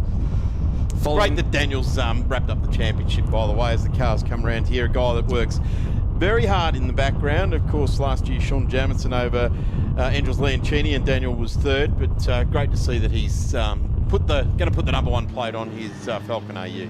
Yes, certainly will. Last round we saw Adam Bywater make his debut. He's back in the number 2 machine alongside Leach and just ahead of Stootman and Nash Harris. Then on the final row, Justin Shembry and a rookie, William Harris, brother of Blake Harris and son of Nash Harris. So 2 sons and a father in Saloon cars. Really a good family vibe, this category. And yeah, 3 in this 10 driver field. It'll be really interesting to see how Will goes on his debut in the series. It's going to be interesting to see if there's any team orders or anything here, as it just open slather, whoever gets to the line first. I reckon, I know the Nash's, the Harris is a little bit, but I reckon it's just going to be, race whoever's around you and go as hard as you can. Yes, yes. Here we go, the flag drop, and there it goes. We are underway. Bit of a slow start from Blake Harris on that second row. He's immediately been swamped by Leach, who launches around the outside and takes that position. So yeah, already dropped a few positions there, Blake, and he finds himself almost alongside his father as they roar down towards turn number 1. It's a Lindorf that leads Albert with a front lock-up. Just about makes the apex of the corner, but from pole slots into second, and already under attack from DJ in the yellow and black Falcon. So he is the lead Falcon at the front. Albert, another moment. Been a wild start to this race for the pole sitter. All of those traditional Calder Park areas where cars go off, the forces push the cars out there. Oh, they're up over the ripple strip here. This is exactly the kind of aggressive racing we come to expect from Saloon cars. A couple of Holdens, then a couple of Fords, and then a bit of a mishmash of, no, it's a couple more Fords. In fact, they're travelling with very strong numbers here this weekend. But out in front, 2 Commodores doing it for the General. Up the inside goes Stootman on that little run underneath the bridge there as well. And we swing around onto the straight, and that completes lap number 1. Going to be around about 14 or 15 laps of the journey for these guys. Is that your prediction, is it? No, we'll it's see. actually going to be more than that. More than 19 laps, I reckon. Yeah, we'll see. We'll see come the end of this race. Is side by side. Blake Harris and Bywater, 2 Falcons fighting it out. Bit of a recovery at the moment for Blake Harris after his slow start, but he has recovered nicely. So back up inside the top 5 and overtakes the former Hyundai XL regular in Adam Bywater. And he's really taken to this like a duck to water. Had a couple of DNFs last round on his debut, but when the car was running, it was running well, and he came from the back to finish 8th in race number 2. Really strong performance. He knows how to do it. He's come from XL racing, so side by side, front to rear, sort of close contact racing. Off we go there. The first one in this race. It'll happen again, and that is the number 10 of Shembry, experienced racer. The number 10 gathers it all up. Does a good job, in fact, to keep it all gathered up there. Didn't loop it. Here it is again. Coming around. Oh, this is a different replay on the Super Cheap Auto replay. Stootman and Harris getting lively with it. In fact, Stoopy served up a bit of a hip and shoulder there. Fair play, play on, said the umpire so far. Yes, absolutely.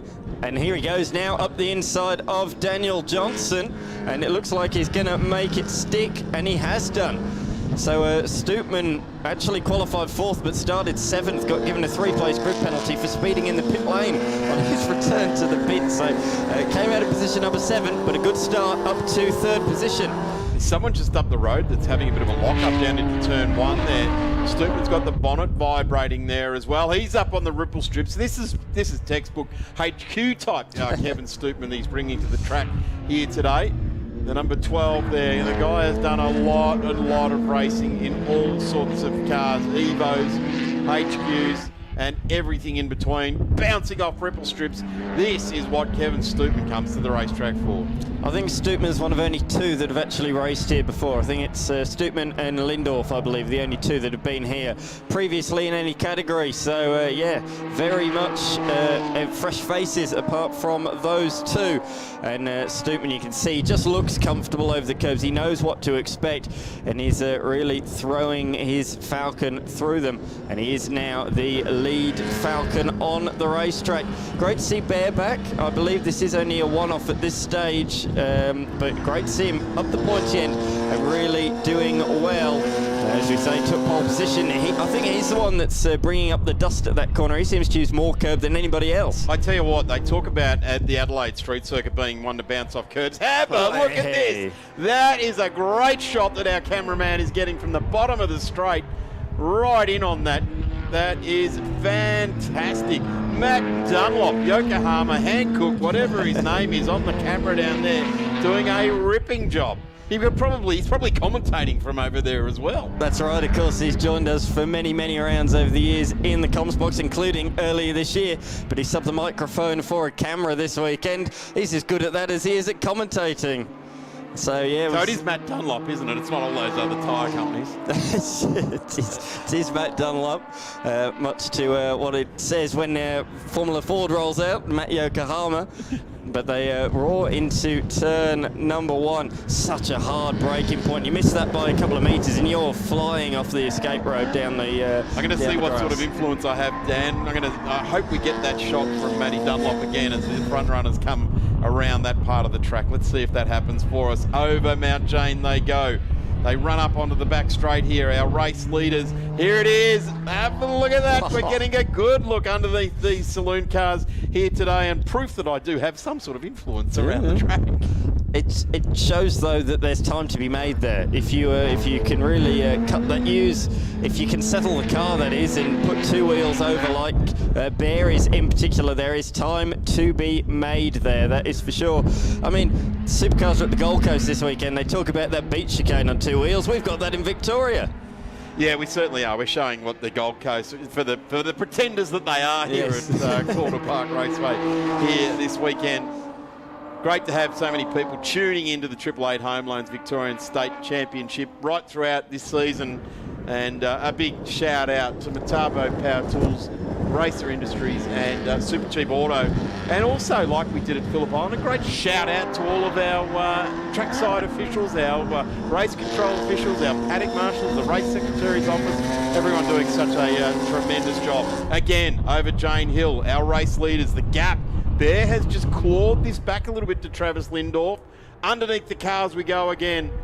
It's Kevin Stoopman just screaming through there. Daniel Johnson, sadly, has just lost the back of these two Commodores.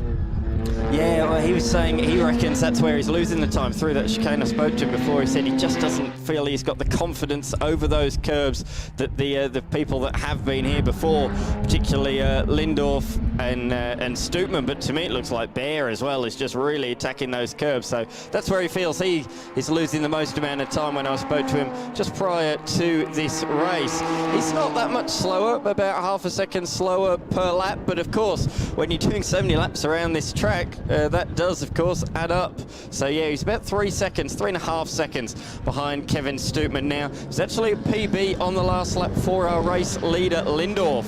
But he was still about half a tenth slower. Oh, they come up on the lap traffic of Will Harris. Wow, that was close there. Our race leaders just executed that manoeuvre there. Travis Lindorf over the top of the hill, grabs a gear. Let's have a good look at these cars through the flip-flop there as well. 46. Bounces it through there, runs wide, gathers it all up. He hasn't lost a second, let alone a millisecond. A terrific job there with the 46. That shows how hard he is trying. He gave it everything that time through. I think maybe a bit too much. I think he might have to pull it back a couple of percent next time through, because that did lose him a little bit of time. Just the momentum out the corner down to the next couple of corners. The next sequence, the slow sequence that finishes the lap. As they cross the line, we'll see. I think this will be the first time in quite some time Lindorf has gone faster. He has, but only by 0.04 of a second. Half race distance for the Saloon cars here at the 888 Home Loans, round 6 of the Victorian State Circuit Racing Championships. We're right in there with Bear at the moment, car number 46, getting a good look inside the driving compartment. Up on the ripple strip, both these guys go.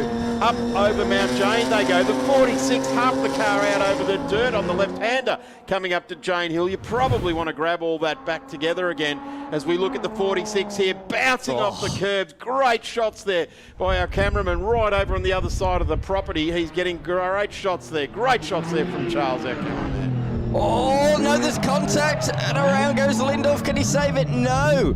Bear slows down. I think he's trying to redress the position. But here's Stootman. Stootman's got in between them. Wow, that was into the side of him there as well. But Travis Lindorf was well cranked sideways by the time he got onto the side of him. But he probably didn't have to do that. What it's done is it's drawn Stoopy in.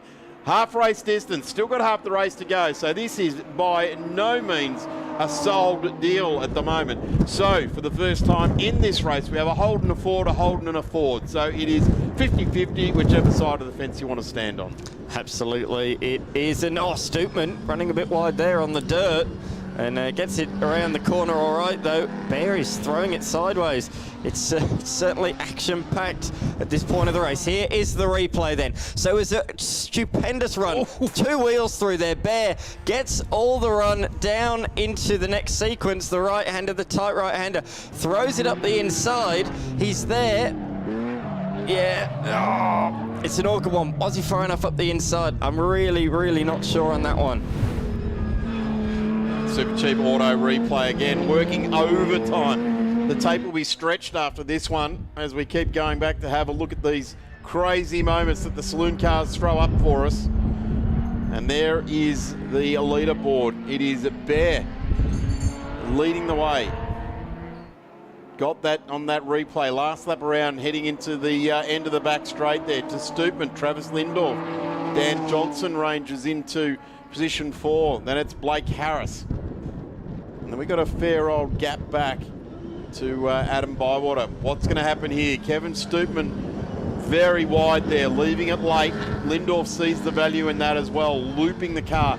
Only using one apex in the middle of the corner. There is a line where you can double apex it on the inside there, and then on the exit of the corner as well. You can grab the ripple strip, but they've gone for the wide entry, center corner apex. And driving it out here certainly flows the car better up to Mount Jane, and you've really got to climb up and over that hill. We're on again here. Lindorf now looking at Stoopman, and he was the one this time to put 2 wheels through the grass. Turns it into turn number 5, 6, and then out down into the next sequence of corners. It's pretty tight, technical end to the lap. And Lindorf has got the power down really nicely. And they're going to be nose to tail as they cross the line. Here we are, father and son out there in the older spec cars. Will is down a lap, but Big Nash, his dad, is caught up to him. I think he's letting him through yet. Will waves him on by. Great to see both of those two sharing a racetrack for the very first time as Lindorf makes the pass for second position down at turn number 1. Did it nicely, got it stopped, used all the road and a little bit more on the outside of turn number 1, but that move is made. The question is, does he have the pace to catch up to our race leader, Bear? They were title rivals, Lindorf and Bear, in 2019. 3 points the margin at the end, and it went the way of Lindorf. That battle that came to blows down at this corner earlier on, well, that was, yes, that went the way of Bear. But we'll see how that's looked upon post-race. Kevin Stoopman now gone back a spot. He won't enjoy that either. But there's Daniel Johnson as well, streaming on through around where the pit entry road goes in, straight ahead off the bottom of the picture there as we look back at the top of Mount Jane again. Here comes Ignash Harris, who waved goodbye to his great mate Jeffy Thomas, spoke at his funeral. Very emotional big guy, and so was Jeffy. We miss him, don't we? Jeff Thomas sadly lost him midway through this year, but always in our minds when we're thinking about saloon cars, that's for sure. Such a friendly, gentleman, wasn't he?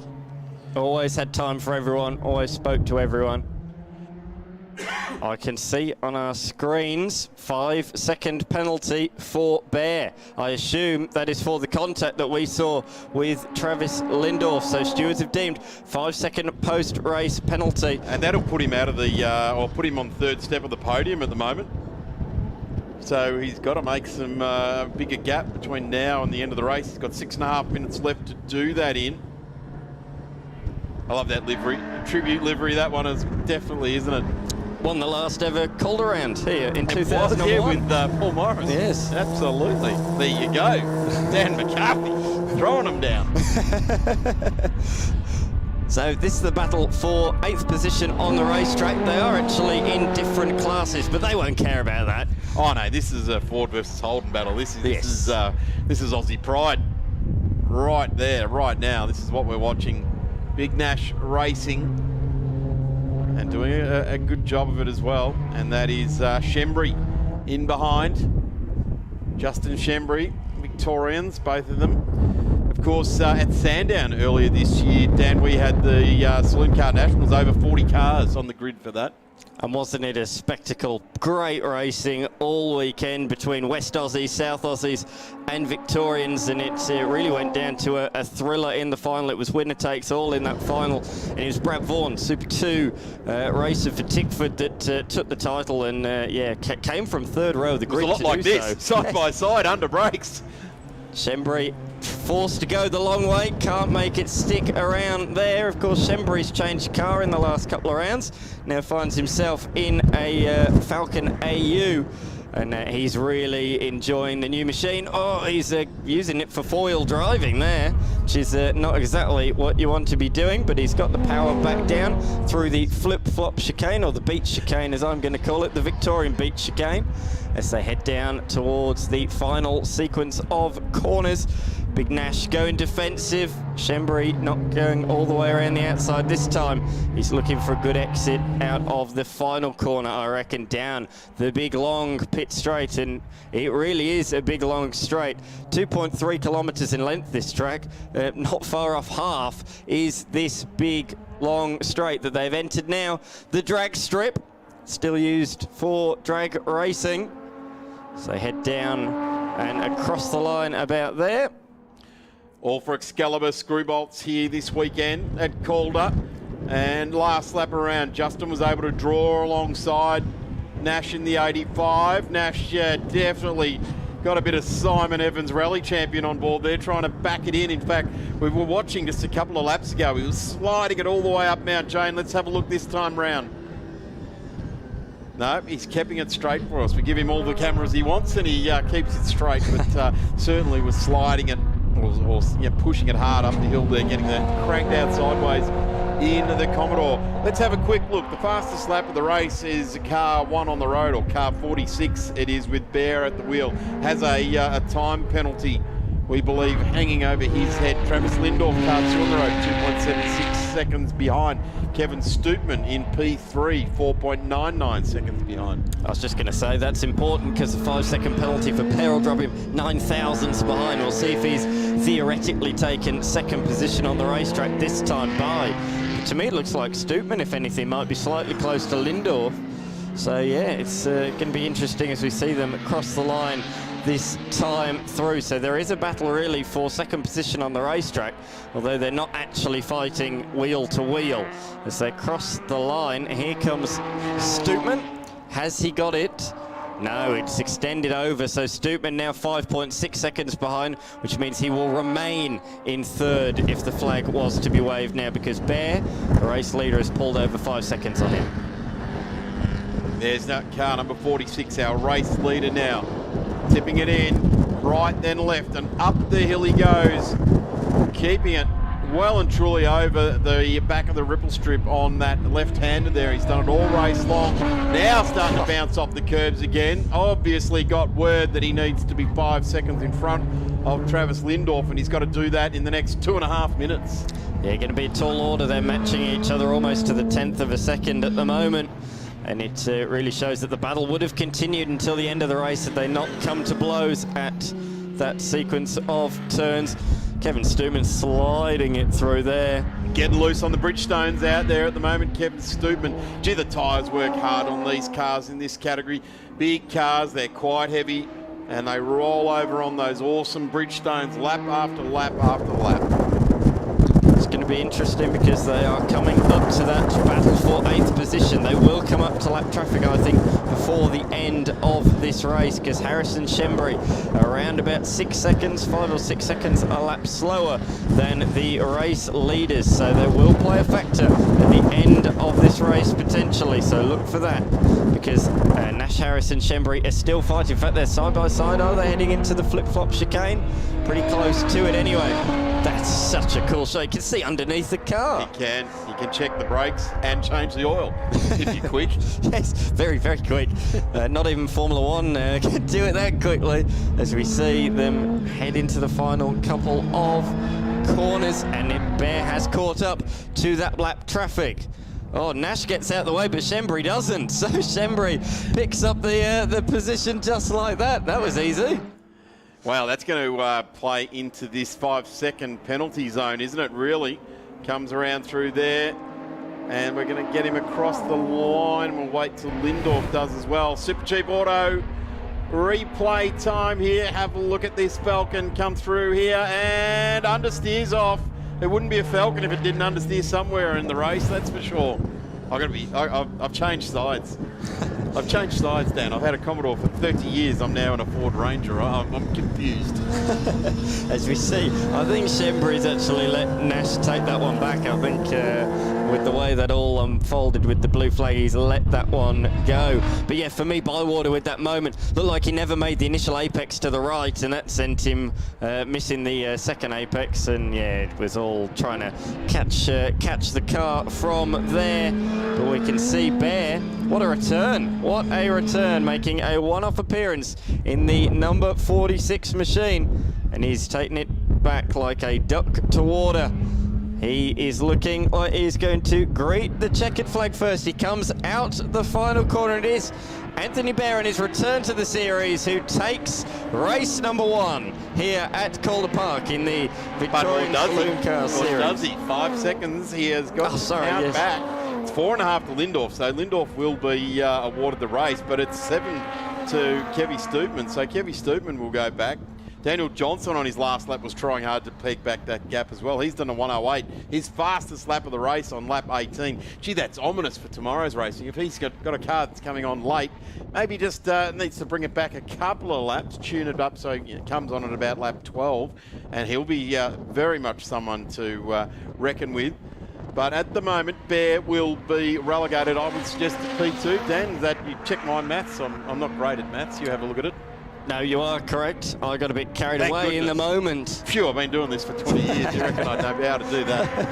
4.5 seconds, yes. So he wins by half a second over Bear. So nicely done there by Lindorf. Just held on in the end. So yes, apologies for that. Got a bit carried away in the moment there. So Stootman in 3rd position. And as you say, Daniel Johnson fastest lap of the race on the final lap. Blake Harris recovered nicely to finish position number 5 ahead of Bywater, Leach, Nash, Harris, Shembry. And Will Harris finished in position number 10, a couple of laps down. And your prediction was pretty close, got 18 in the books in that one. Yeah, no, that's good. It's good to see plenty of laps to be done when the lap times are around the 1 minute, 68 second sort of barrier. You get a lot of laps done. We've got plenty of racing still. Great to see a crowd up on the hill here at Calder. $5 for an individual, $10 for a carload. You do not get any better entertainment than the Victorian State Circuit Racing Championships, particularly when they put such a pittance on the gate. Plenty of racing still to come. Up next, the BMW and BMW E30 and XLs will combine Formula V, and then we have the combined field to round out today. We'll throw the gates open tomorrow morning, bright and early. Race 1, Porsche 944 Challenge for the day. Improved production, MG and invited British cars, Saloon cars, and the list goes on. Great run there for Saloon cars. They keep turning on the action, and they've been doing it for over 2 decades now. We really enjoy it, don't we, Dan? Certainly do. Such good racing. I expect the same tomorrow. Looking forward to when they hit the track tomorrow morning. We'll take a quick break here at Calder Park for 888 Home Loans. A big thanks to Metabo Power Tools, Racer Industries and Super Cheap Auto. We'll be back on the other side of this for BMWs and XLs.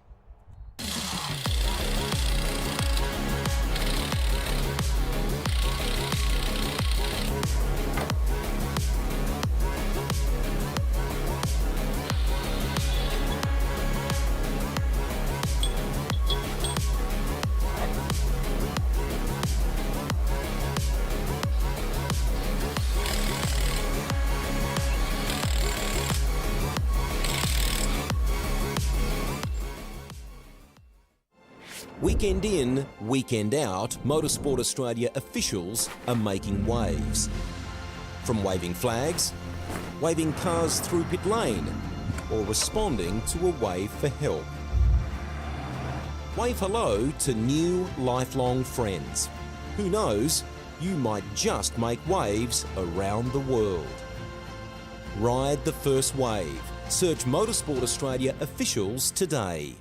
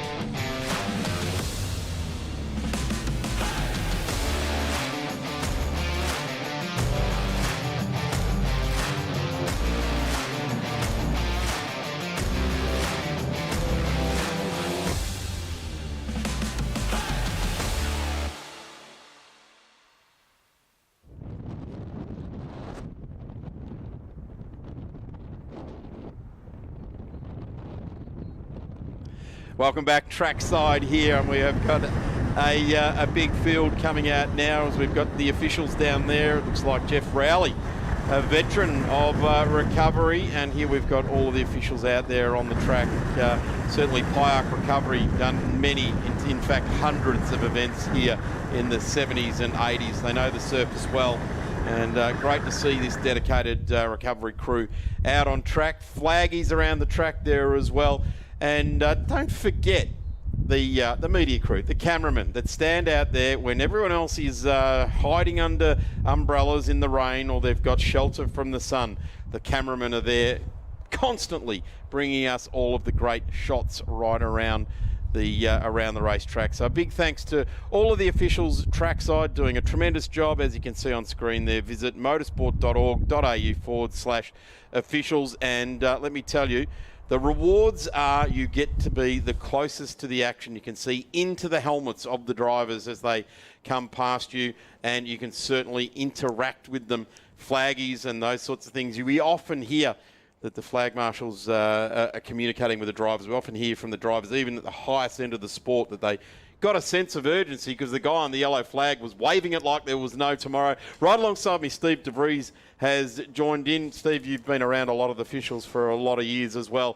It's a great camaraderie that they have around the racetracks, isn't it? Certainly is. I was very fortunate to be involved with the Phillip Island Auto Racing Club in the last couple of years, where they've been on a recruitment drive to not only bring people into their club, but also get their arms around all the people that want to be officials. They don't necessarily have to be members of a club. You know, they want to, invest in training some of these people to be the best they can be for the good of the sport. And that's what we look at here, what Motorsport Australia are now trying to do, what a lot of other clubs like, the Victorian flag marshalling team and that are trying to do, is get their hands around people that are just interested in motorsport. They realise that there's a lot of people and a lot of experience in a number of groups that have been around for years and years and years, and that can't go on forever. So they need that next generation coming through.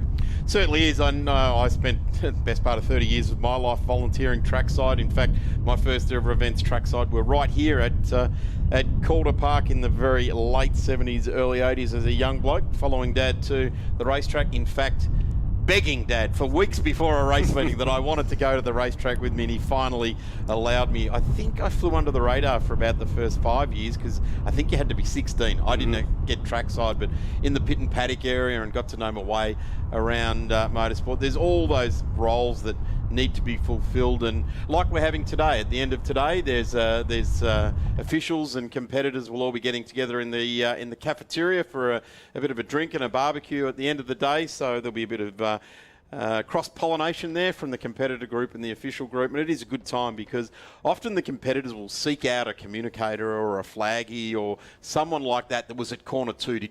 Were you watching race number 4, and did you see the red car and the white car? Yeah, I saw the white car slide right into the side of the red car. And the guy with the white car was the guy asking the question. He was going, wasn't what I thought, but That's right. You guys had a different view of it than I did. Yeah, that's right. Plenty of stories will be swapped later on this afternoon, and a lot of drivers also have to do a handful of events where they actually have to go out and stand on a flag point, and as part of getting off their P's, they'll have to do those sorts of things as well. So it's good for them to have that camaraderie with some of the official base, because they're the ones that are standing next to them to say, right, you wave the flag in this situation. All right, get your green flag out or get your yellow flag out and do this for us. So they not only get a chance to experience what the officials are doing, but in some cases, they then go and volunteer their time when they have the time to do so. So that's that circle of life. Imagine Novak Djokovic doing a weekend as a ball boy. No. I think it's a good idea, though. Even the pros at the top of the sport here in this country are obliged. In fact, they don't get their license issued to them until they've done that time trackside, learning the ropes, and they do get to meet other people, and you'll find that they'll bump into each other from time to time around racetracks and relive the good times together. So it is good. There is certainly a very, very good place in the sport for that cross-pollination, and certainly they learn a whole lot when they go trackside with the officials. Our next field is making its way out onto track, the E30 Racing and the Hyundai XLs out on track here. I've spent a fair bit of time with the E30s. You've spent a fair bit of time with the XLs, and let's see how we go with this one, Steve. A bit of a mixed field. They did it the same at Phillip Island. It seemed to work. They blended well on the track as the cars make their way out onto track now. Let's have a look at the grid sheet. Yeah, so having a look at starting from the E30s on pole is going to be Royce Lyon, and he's been one of the form drivers this year. He's led quite a lot of races. He's won several of them. Had a little bit of a mishap in the last race at Phillip Island, which unfortunately meant that he didn't win that round. That went to the man starting alongside him in Ash Rogers, who prefers to go by the name of Goose in the Westvic Earth Moving number 50. And then behind them it's going to be Jesse Bryant in car number 38 and Brian Burke in the Transrock entry car number 27 in 4th place. Simon Shipp is next on the grid there. And interesting enough, if Ash Rogers didn't want to go by the name of Goose, then he's got a problem, because all the media coming into this is all about Goose Rogers. So that is how that transpires there. Good fun there amongst the BMW E30s. Jeff Bowles, great to see car number 24 out there on track and having a good run at Seth Boycart's in the 901. We must be running out of numbers for race cars when you look at that. 901 out there on track. Paul Shipp is the next car along there. Roars Plant in the Upflow Brewing outfit there as well, doing a terrific job. Zach Dunn to Peter Knight, Andrew Costa-Wagle and Adam Trapsky rounding out the E30s. Then for the XLs behind them, it's going to be Carly Fleming and followed by Dallas Harvey, Peter Fleming, and I think I've noticed that Connor McLeod may have tacked on to the back of the field as well. So he's in car 64 if that's the case, because I think I'm going to see the last of him coming around the corner now.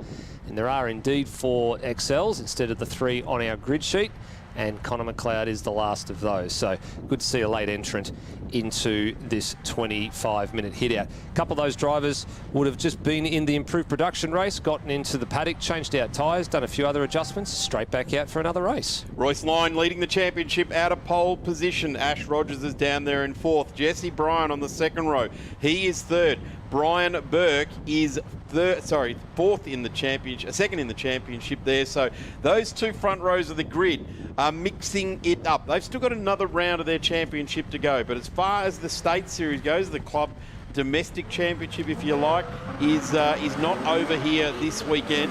They have got more racing to go, and we are away for the E30s and XLs all charge away together. What a great start from Jesse Bryan from the second row of the grid. He's already gone to the front of the queue, got the best start of everybody there. Royce Lyon with a very tardy start, and Jesse Bryan is going to lead this field into the 180-degree parabolic turn number 1. Goose Rogers gets hung out to dry there by Royce Lyon, shows the nose of the yellow car. You can't miss it. The bright yellow number 4 has driven beautifully all season long. You cannot take anything away from this young charger. It's a name you're going to have to get used to hearing. That is for sure in Australian motorsport. The last round for this year's championship. Whoops, we lost, and it's Ash Rogers, and he's whacked the fence, so he's clouted the inside curb. Sorry to cut you off, Darren. No he worries. has clouted the inside curb at turn number 5 and has looped that car and given the concrete wall a pretty nasty whack there. Mirrors bent. Looks like the gas cap has come undone there as well. Has he done much more damage than that? It looked like a pretty nasty lick. Let's hope he can continue on. He's just trickling along there. He's 1 point behind Jesse Bryan, who will not lead the first lap of the race. Jesse Bryan will go back to P2 by 0.03 of a second. They were side by side. The yellow car gets a good run. That's Royce. He'll take the lead back of the race. Jesse Bryan will be well and truly trying to arrest that back. But if the rest of this season has got anything to go by, if the rest of this season is a form guide, this car number 4 will hold on. Having a look at a replay here in a minute, thanks to Super Cheap Auto. Here's what happened to the man in third place there. Keep your eye on that red car there. Yeah, got massive air, then overcorrected when the car landed and speared hard left into the concrete fence. So that's a shame for Goose. And he's come into the lane here now as well, so he's no longer going to be taking any part in this race. I noticed as well Seth Boycart's came in to pit lane before the start even happened as well, so he's gone straight back to the garages. And there was also, I think it might have been Zachary Dunn did not start, so there was a couple of gaps in the BMW E30 starting grid before the flag even dropped. Brian Burke, we're just getting a good look at the number 27 there. He is chasing down this championship. He's currently second in the championship, 27 points behind, as I mentioned just before we saw Goose Rogers slap the wall. They've got one more round to go with the club championship. The BMW Garagistic Drivers Cup has got one more round to go. The rookie championship is being led by Seth Boycarts to Shannon Cooper and Adam Trapsky. So that is where we sit as far as the championship is concerned. We're currently looking at cars 27 and 24, which are 3 and 4 on the road. 55, which is Simon Shibb, is in position number 5. And we've had a pretty torrid opening couple of laps for the BMWs. The racing has certainly gotten a lot more lively this year. There is certainly the gentleman's bracket in BMW E30 racing, but out in front, the willingness of this racing has certainly picked up a level as everyone's trying to trace down the young man, Royce Lyon. And he's been that 4-man virtually all season long, even after stepping out of the XLs last year. We did see him in the similarly liveried XL over the last couple of seasons, and he'd been a sort of not quite the front runner in that series. You know, there's definitely your A+ class bracket, and he was in that next group of drivers that was sort of aspiring to achieve what the likes of the front runners were doing, like your Ethan Grigoltz and those sorts of drivers that were, you know, that extra little step quicker. But he's found a really nice home for himself in BMW E30 racing, and has delivered probably the lion's share of the wins so far this year, save for a couple of minor, issues here and there. The most notable one last time out at Phillip Island, he led the opening couple of races, and then in race 3 he fell back as far as 9th. It cost him a round win. That's probably the only blot on his copybook so far this season. I've got to recommend to any of those youngsters that have come out of karting and gone into an XL that are looking for a next step is to go up some horsepower and look at these cars, the one-make series of the BMW E30s, and then again also like the Porsche 944s. A bit more power, a little bit more rear drive, a little bit more of a racing car type of setup with the rear drive and the 50-50 weight split that both the BMW E30 and the Porsche 944s enjoy. So it is a progression forward if you want to take your career into a touring car platform, let's say. And that's the good thing about not only the E30s but the 944s, and I guess to a degree the XL as well. They are a control category. You know, the control components are there, like the tyres and suspension. That keeps the field nice and level. And you know, in the case of E30s, there's not a lot they can do on the mechanical platform wise. It keeps, you know, it basically says the driver is the separator, or as you say, the spacer. What is between the steering wheel and the seat is what makes the difference in this class. Have a look at Jeff Bowles getting lively with the 55 there, and that's Simon Schiff. Jeff Bowles and Simon started the race side by side. They're now line astern with each other. We go back to Paul Schiff and Rory Plant. Paul Schiff in that awesome looking tribute livery to the, dare I say it, Benson and Hedges BMW E30 Group A cars. A move there for the 55, goes through. Schiff in the urban camouflage outfit gets through on Jeff Bowles. Bowles knew it was coming as well and didn't make any sudden moves, left the door plenty ajar for Simon Schiff to go through. And Simon had a little bit more pace through the flip-flop chicane at turns 4 and 5, and that's where I think it's starting to differentiate just in all the categories this weekend. If you've got that little bit of extra confidence going through that chicane, you can make a right royal lunge at turn 6 and be comfortable in the fact that you'll be in a good strong spot to make a passing move stick, because that just seems to be that little part of the circuit where some drivers are just a little bit better than others to this weekend. The layout here at Calder Park Raceway, not familiar with this entire generation of races, but it's been around a long time. You just need to type into your search engine Calder Park Raceway and you could sit there for days watching footage of the greats. Have a look at this. This is a really good shot. Picking it up, we come across Mount Jane into the flip-flop, which is more of a chicane now. Was a flip-flop. After calling it a flip-flop for 20 years, I think I might just stick with it. The run down to the right-hander, which is a big break, the sand trap there has been extended, which was part of the modernising of the track here. The left, right, the S's, and there was a bridge over the track there for quite some time to access the infield, but gone now. And this corner here is one of the trickiest corners in Australian motorsport. That right-hander, you try, the car is so loaded up, and then you hit that area of the drag strip, and there has been certainly done a lot of work there to make sure it's good, but a big, long run down the straight, all done from one camera mounted at the top of the straight there. The car's under brakes now, down into turn 1. And there's a lap of Calder Park Raceway, and we get a good shot at the side of the cars here. So steeped in tradition, names like Gagan, Moffat. It looks like Connor McLeod has come off the circuit somewhere. Now, where's he? That doesn't look like it's turn 1. He's gone well off the circuit, hasn't he? So well out of harm's way, actually. Smart thinking when you think about it, if he's gone off that far and just looped the car, pointed in the right direction so you can see what's coming, but is electing to take no further parts. And it's actually pointed up on the drag strip return road, so can actually drive all the way back to the pits from there. Probably not a good idea because you'll be going opposite the race direction, even though you're on a different bit of road, but leave it there until the end of the race and you'll be recovered. Yep, he's safely out of harm's way too. He's well and truly, behind the wall that's running down to turn 1 there as well. So it's going to be no risk to the competitors if anything untoward was to happen. They're not going to take out another stationary vehicle that's down there. So yellow flags would have been out to let them know it's there. And another car that's come unstuck here is Adam Trapsky. That looks like it's up at turns 2 and 3. Yeah, double wave yellows down there at the moment. So Trapsky, he was exploring the boundaries of how you can jump ripple strips early on in this race. As we go to the down the bottom of the straight here, Bowles goes wide. He fought so hard to get that back off Schiff and goes back one spot now, acknowledges the yellow flags as well because we get Trapsky who went down there as well. He rejoins in the 666. You're just asking for trouble with the Devil's number, aren't you? Oh yeah, I was about to say the Devil's number in cricket's 87 because you've got 13 to go before you get to a century, but the Devil's number in racing's always been 666. You don't have to tell me. I worked on a 666 Lamborghini Diablo for a couple of seasons, although that brought us good luck. But here's what happened to Trapsky. The heathens that we are. That's all on his own. That's a very, very weird thing. Just lost situational awareness of where he was on the track, probably turned in a little bit too late by the time he turned in.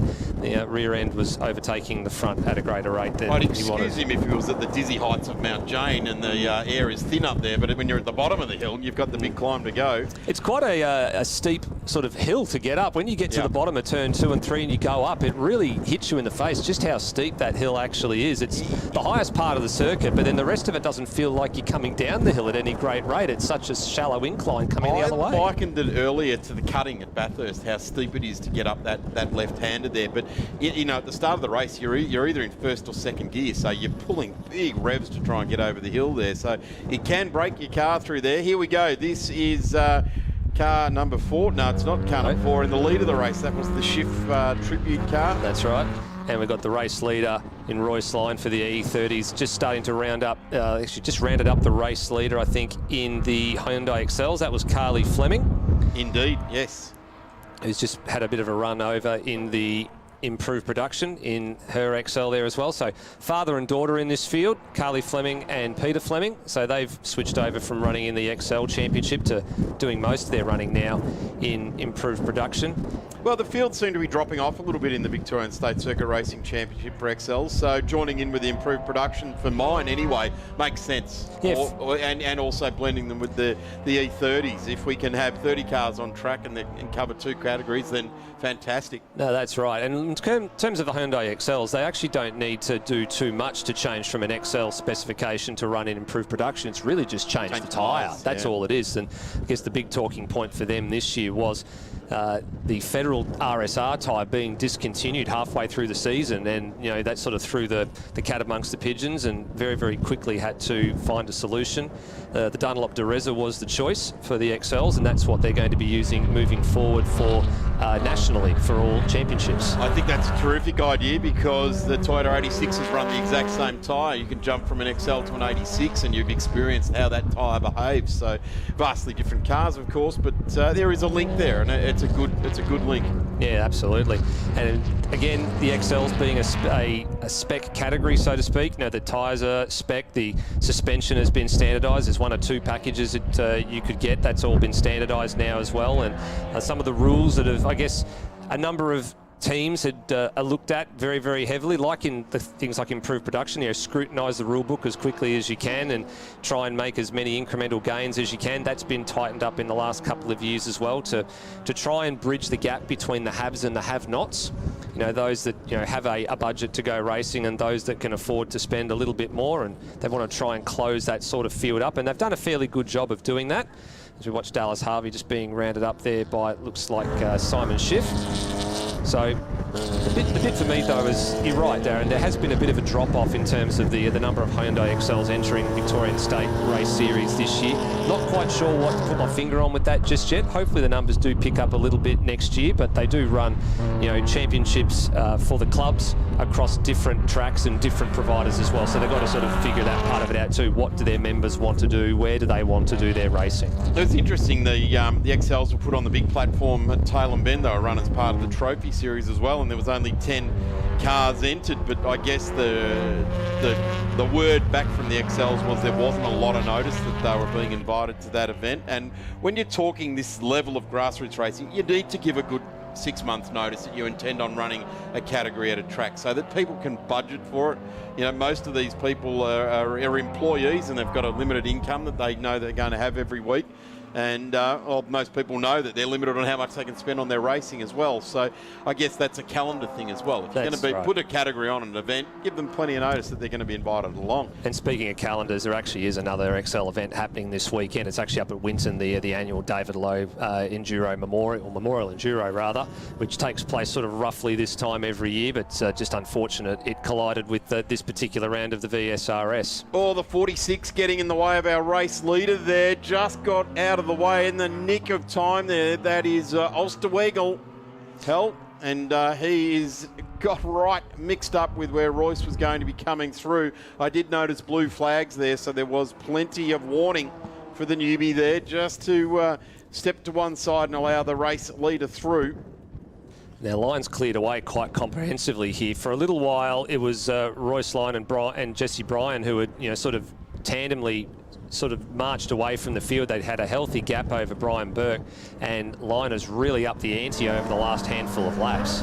I was reminded before this race, Andrew in car number 46, whose surname I completely mashed up there. We can call him Andy Chaos. He is the Chaos Custom Bikes guy, so runs a very special bike shop as well. So I'm just going to refer to him as Andy Chaos from now on. I'm going to try and not mash up his surname anymore, but I will go and have a chat with him at the end of the day and see if I can get the pronunciation of that absolutely right. But until between now and then, we are allowed to call him Andy Chaos. I'm sure the Blendline TV crew will be looking to put a renaming through in the next few minutes or so for Andy Chaos, so we'll look forward to seeing that tomorrow. There's our race leader, car number 4, Royce Lyon, doing it magnificently, 13 seconds over Jesse Bryan. Now, don't forget, Jesse Bryan led the field down into turn 1. Royce turned his skill levels up just a little bit. Maybe he turned it up to 8.5 on a scale of 10 and has shown a very clean set of heels here in car number 4. Great look down the side of the Top Line Concreting sponsored outfit. And boy, he is setting this thing up big time. Fastest lap of 109.31. It's only Jesse Bryan that's been in the 109s as well. He's done a 109.6, so 0.3 of a second faster than the next fastest car on track. This is the 55 Simon shift, charging down into turn 1. Commonly referred to as urban camouflage.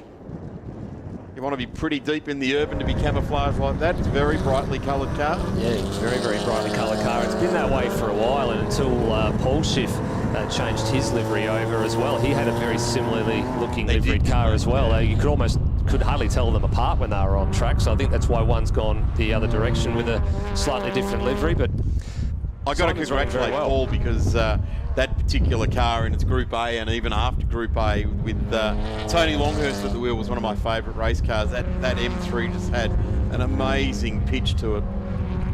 Brilliant looking race cars on track. Through the final couple of corners here on the circuit for Simon Schiff. He is coming up to lap, it looks like, was that Rory Plant just ahead of him? There was a couple of cars there that are in the road, actually, possibly. Yeah. There's Paul Schiff in that car that you've just been alluding to.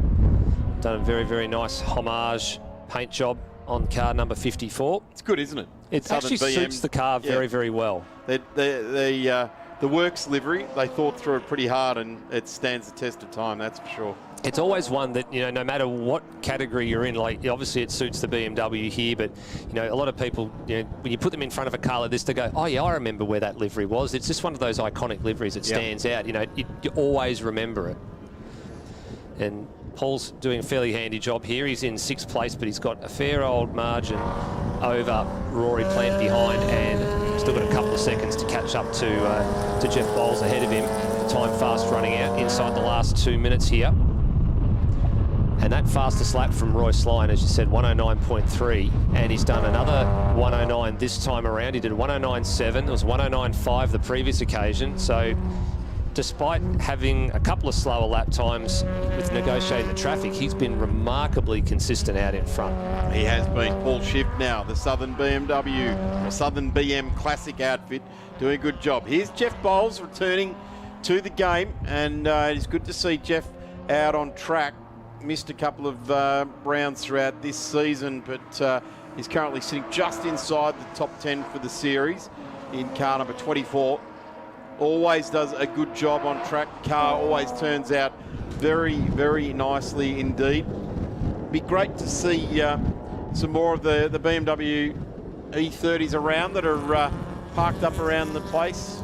I'm hearing there might be 1 or 2 new drivers potentially coming into the category next year, or looking to lease a couple of cars. Not 100% sure who those drivers are, but they're the rumours that are going around at the moment. So it'd be good to see an extra couple of drivers. It's good to hear that, actually. The guy like Graham Bell, he's got a couple of cars he runs there. In fact, there is a name that we haven't got represented here on track this weekend. Jess Bell, or one of her brothers, or Graham himself out on track there. It'd be good to see the Bell Motorsport crew back out on track with the State Series. Royce Lyon's commenced the last lap now as well, so rounding up one of the XLs there, car number 122, which is Peter Fleming for the second time, and he is well and truly on his way to another win here.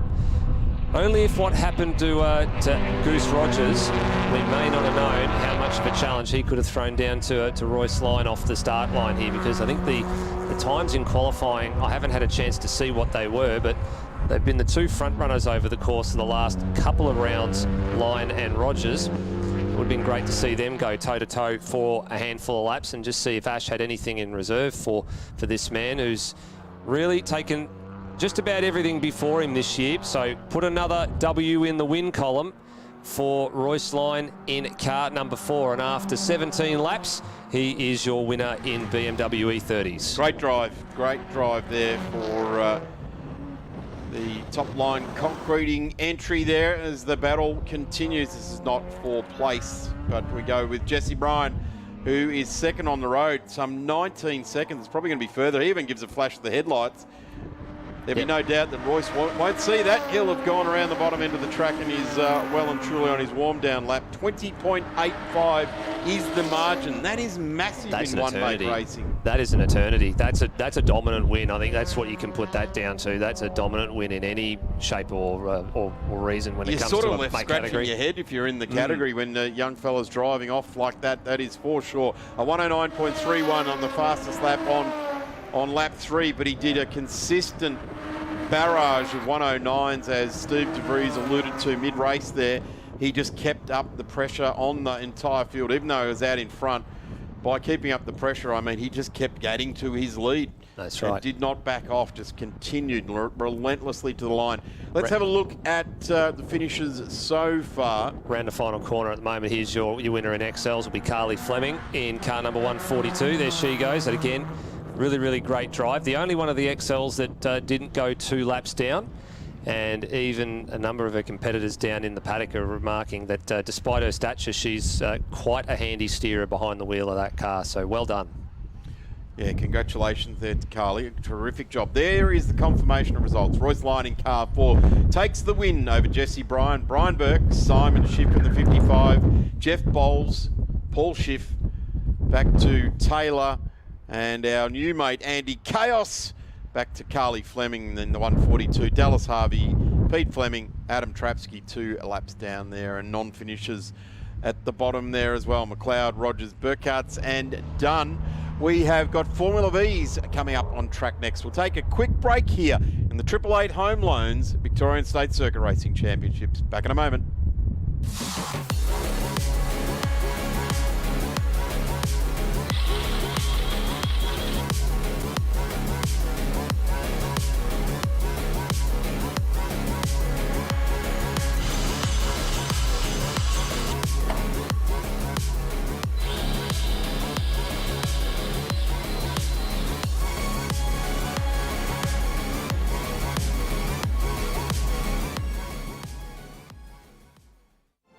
Weekend in, weekend out, Motorsport Australia officials are making waves. From waving flags, waving cars through pit lane, or responding to a wave for help. Wave hello to new lifelong friends. Who knows, you might just make waves around the world. Ride the first wave. Search Motorsport Australia officials today.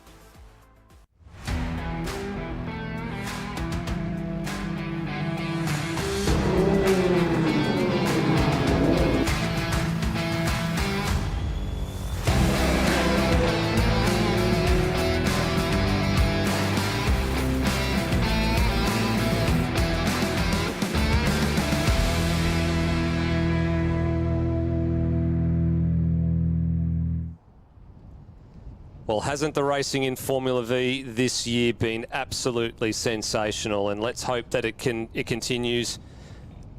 And let's hope that it continues this particular weekend as well. My name is Steve DeVries. Alongside me is Dan McCarthy, who's commentated Formula V's with me all season long. And it's a smaller field this weekend than usual, Dan, but nonetheless, we still expect we're still going to have some great racing, as evidenced by what we had at Phillip Island a little over a month ago.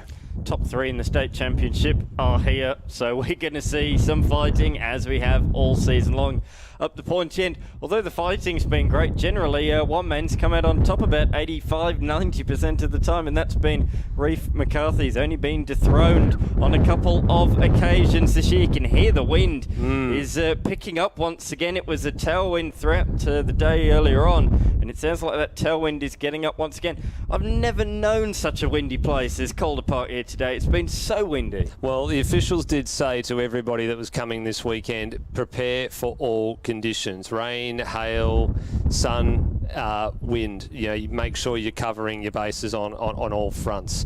So if we have a look at the grid, we just saw the top four there. So Lee Partridge on pole from Reef McCarthy, Nick Jones, the top three there in the championship in state and in club, and then Jason Kay in fourth. Brock Hamilton and Darren Power will bring up row three of the grid, followed by Mick Fisher and Charlie Richardson. And then you have Cameron Bell, Claudia Lennox and Kelly Egan. That's the 11 cars that are here this weekend.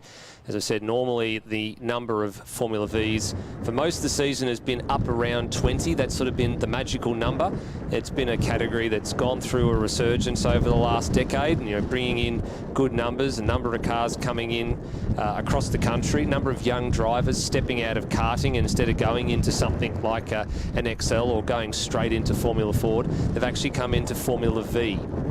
And they're plying their trade in Formula V before they decide to go to that next step. So they've gone from, you know, some very, very small open wheelers in karting to some slightly larger open wheelers in Formula V before they get up to, you know, your Formula Ford, and then from there, you know, the sky's the limit. But we have seen, you know, people racing in Formula V like Reef McCarthy, who have then gone on to, you know, skip Formula Ford entirely and do a couple of rounds in, you know, in Super 3 and in Super 2 over the last couple of years as well. So that just goes to prove that it's not all about, you know, certain categories being the feeder, so to speak, into other categories. You know, you can make your career wherever you want to make it in grassroots motorsport, and if you're good enough to be recognised, you'll go places. Exactly right, exactly right. There's no set pathway, to get to wherever you want to go, as long as you have enough super license points. You need that for Formula 1, you need that for supercars as well, of course. But yes, as long as you have those points, then you're fine. But yeah, your path, how you get there, is entirely up to you. As we can see the cars going around the back side of the circuit. It's been a really good season for the man who starts from pole position. Lee Partridge started off with a race victory, his first in a very, very, 20 years. It was his first in 20 years, and he's one of the very few handful of competitors this weekend that actually has raced here at Calder Park. Himself and Nick Jones, first and third on the grid, the only two in Vs that have raced here. Everybody else, aside from probably Mick Fisher and Darren Power in the field, probably wasn't born the last time that Formula Vs went racing here at Calder Park. And to think that they used to race on both the long circuit and the short circuit, and you've only got to look at the history books and see some of the fantastic, you know, plethora of different makes and models of Formula V that used to race here over the years past, and you just wonder that this place has been steeped in not just so much history in terms of, you know, top flight motorsports in this country, but all the way down to the grass levels. Absolutely fantastic. There we go. I was about to say, you were squinting at the screen there, wondering could we even see the grid from the camera angle. We've actually had to pick up a slightly different camera to see where everybody is, because the cars are that small and the camera's that far away from the start-finish line. Absolutely, we can see them. They are all on the grid. Green flag at the back, we can see from the commentary box. Here we go, the Aussie flag wave to commence this one. We are underway. There you go. A great start from McCarthy. He's already got the launch on Lee Partridge, and it looks like Jones is going to follow them try and get the slipstream down towards turn number 1. And it is a really long run to turn number 1. It is a phenomenally long run to turn 1, longest in the country by a mile, even longer than the start-finish straight at the bend, I think, just from doing the math earlier today. But McCarthy goes through to the lead of this race. Now, Lee Partridge told me before the race this afternoon that he's actually having to launch the car out of second gear. This is a 4-speed gearbox in these cars. Traditionally, the first gear is just the pull-away gear out of the grid blocking positions, and then you're very quickly into second gear, and then from there on, you're using third and fourth the rest of the lap. That's what happens in Formula V. He's had issues holding first gear in. The gear stick does not want to hold in after a handful of minutes of the car running, so when it's cold, it's been okay. But once the temperatures start to get up and that, it just doesn't want to hold. So he's actually launched out of second gear and probably done a phenomenal job to not lose too many spots at the start there and tuck in between McCarthy and Jones. You can see on the screen, 5-second penalty for Mick Fisher. That's a jump start. It's got to be, hasn't it? And here we go. It's already slipstreaming on the main straight, as we can see the battle between Power and Hamilton. This is the fight for 5th position, and now it's on for the lead. Partridge has taken up the running at the pointy end of the field from McCarthy. And this will be a constant for the whole entire 25 minutes of this race. You know, you find your drafting partner, and especially right now coming up the backside of the circuit back towards turn number 6, 7 and 8. That's where the problem child is, because the wind is going straight into the drivers' faces right now. So when you're tucked in behind the car in front, that's punching a really, really nice hole in the air for you. Then when you swing around 180 degrees at the top end of the circuit, come back onto the drag strip, then the wind swings around with you and you're pushed down the straight all the way downhill to turn 1. Absolutely, and we can see, Partridge, a bit of a twitch there going into turn number 9. So crucial, so hard to get the power down out of turn 9 with the car constantly being loaded around that final corner. Although it's flat out, it's really hard to keep that throttle all the way down, particularly in improved production in categories like that, with a lot of power, just trying to keep that rear end behind you, not stepping out sideways, because that's going to cost you momentum all the way down this 1 kilometre straight. And the surface change as well at the top of the straight as well is the big thing. Big lock up there for Brock Hamilton in the number 5 machine. He's currently running in 5th place. Darren Power right in behind him there. Yeah, that bump coming through the last corner in turn 10. You go from one surface change to another and then back to another, and it's not quite flat. It's slightly above and below the other parts of the surface too, so there is a noticeable bump there. A lot of the categories have been talking about the wheel spin, you know, as the car bounces, and if it's too soft, the car just wants to spin the wheels up, so you have to modulate the throttle, because in a normal case it would be a flat out corner, but it's also partially blind too because of how close the wall is on the driver's right. Look, check out how close that is just to the racing surface there. That's almost unheard of in a lot of circuit racing. You know, you can't see the opposite side of the corner from how low you sit in the cockpit of these cars. Yeah, it's a very interesting point you make as we see them head down towards turn number 1. McCarthy in qualifying was beaten by Partridge, and it looks like Partridge has the legs early on in this motor race. He's trying to make a break for it, and he was one that was telling me it was going to be rather difficult to make a break for it in this particular form of racing, just because the field is so close. Like, these three have been very, very close all season long at some of the tracks. Like last round at Phillip Island was a phenomenal struggle for all of them up the front. They all had turns up the front. They all had issues to overcome. Nick Jones was the one who took a win on Saturday afternoon. McCarthy took the next two, but it was very, very tight. Probably the tightest we've seen all season long. You know, we're used to seeing McCarthy disappear off into the distance. Once he sort of gets ahead of steam, he gets going, and a lot of drivers just haven't been able to go with him. But in the last two rounds, he hasn't had it all his own way, and Calder's been, I guess, the great leveller in a way, because everyone's come into this blind, apart from some drivers that have done a couple of test days here or that have raced here previously. So it's a reset, effectively. you might know this. Nick Jones normally runs 96. This weekend, number 40, different livery, different paint scheme. What's behind that? That's absolutely right. So normally his car is the pink, or he calls it magenta, although it's not magenta, it's magenta. Number 96, artshop.com.au entry. So the last couple of rounds, Jones has been in one of the Silver Fox Racing Sabre O2s. So it's a slightly different look for this round. It's actually a car that belonged to, I think it was Mark Mitchell, used to be the DocuLink Australia car. So that's now in the Silver Fox stable, and that's Mark Mitchell's number 40. So Jones running number 40. I think last round he would have run, I think, might have been 16, I think it is from memory, or one of the other numbers that, so not 16, I think it was 14, actually was on the car previously. So that was a different Sabre O2 that he ran at Phillip Island in a different livery.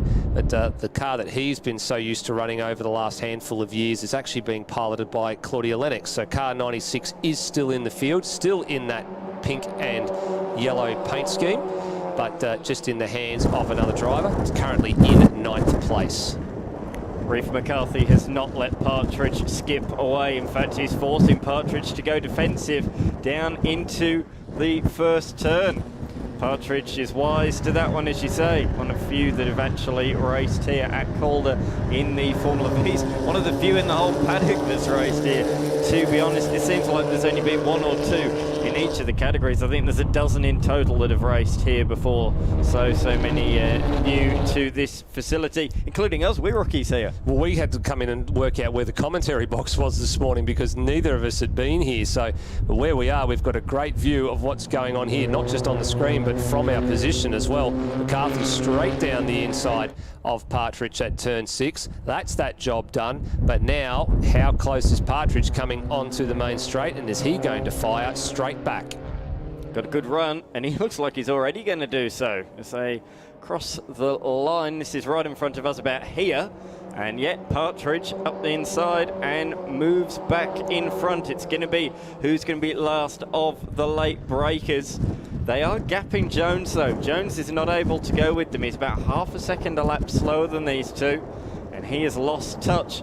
Partridge late on the brakes, maybe slightly missed the apex, but he had the inside line, and he can't really hold it around the outside there. No, not really. Do check out the next time the cars go through turn 1. Have a look at how hard the suspension's working. Like, you can physically see that it's still a very, very bumpy surface here. You know, the car just bouncing up and down, constantly up and down through turn number 1. And as you said, it's very difficult to hold it flat or hold it around the outside of that corner. And that's just purely because of how the surface is. I mean, you can make it happen, but it's very, very difficult to make it happen. As we see McCarthy, I think he could have had a go again down there, but this time he thought, this time I'm going to get the slipstream, I'm going to get the tow, and have a go at turn number 1. But he's lost a bit of ground in those final couple of corners, and Partridge is now weaving down the straight to try and break that toe. And I think he's certainly got a bit of a margin, certainly not broken the toe entirely, but it's not as effective as what McCarthy would like, and he's not going to be in striking range down at turn number 1. Despite that though, Partridge goes defensive, probably didn't need to. Went a bit too deep there as well. He was very, very late on the brakes and then had to turn it in quite abruptly. Looked like the car was not going to agree with him for a minute. Back end looked like it stepped out there a little bit at turn 2 as well. So Partridge is asking a little bit more of the car than he has been over the last couple of laps. The drivers are saying they're pretty much flat out through the flip-flop at turn 4 and 5. Some drivers taking a little bit of curb on either side just to balance the car so they can get the right straight line there. McCarthy looked up the inside and Partridge threw it in there super, super late.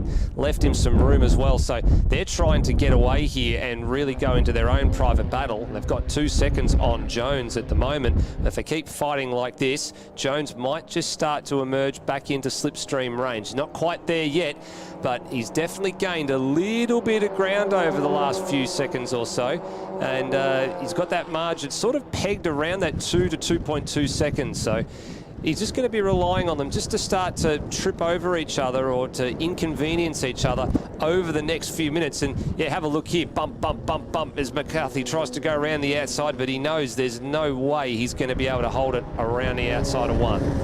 No, absolutely not. You can see, as you say, just how bumpy it is as they go over the rise and down into the Melbourne Beach Chicane, as I'm calling it, our version of the Gold Coast Beach Chicane. Although there's no tyre bundles there. Well, there's not at the Gold Coast Well, not anymore, there isn't anymore. No, here comes McCarthy once again.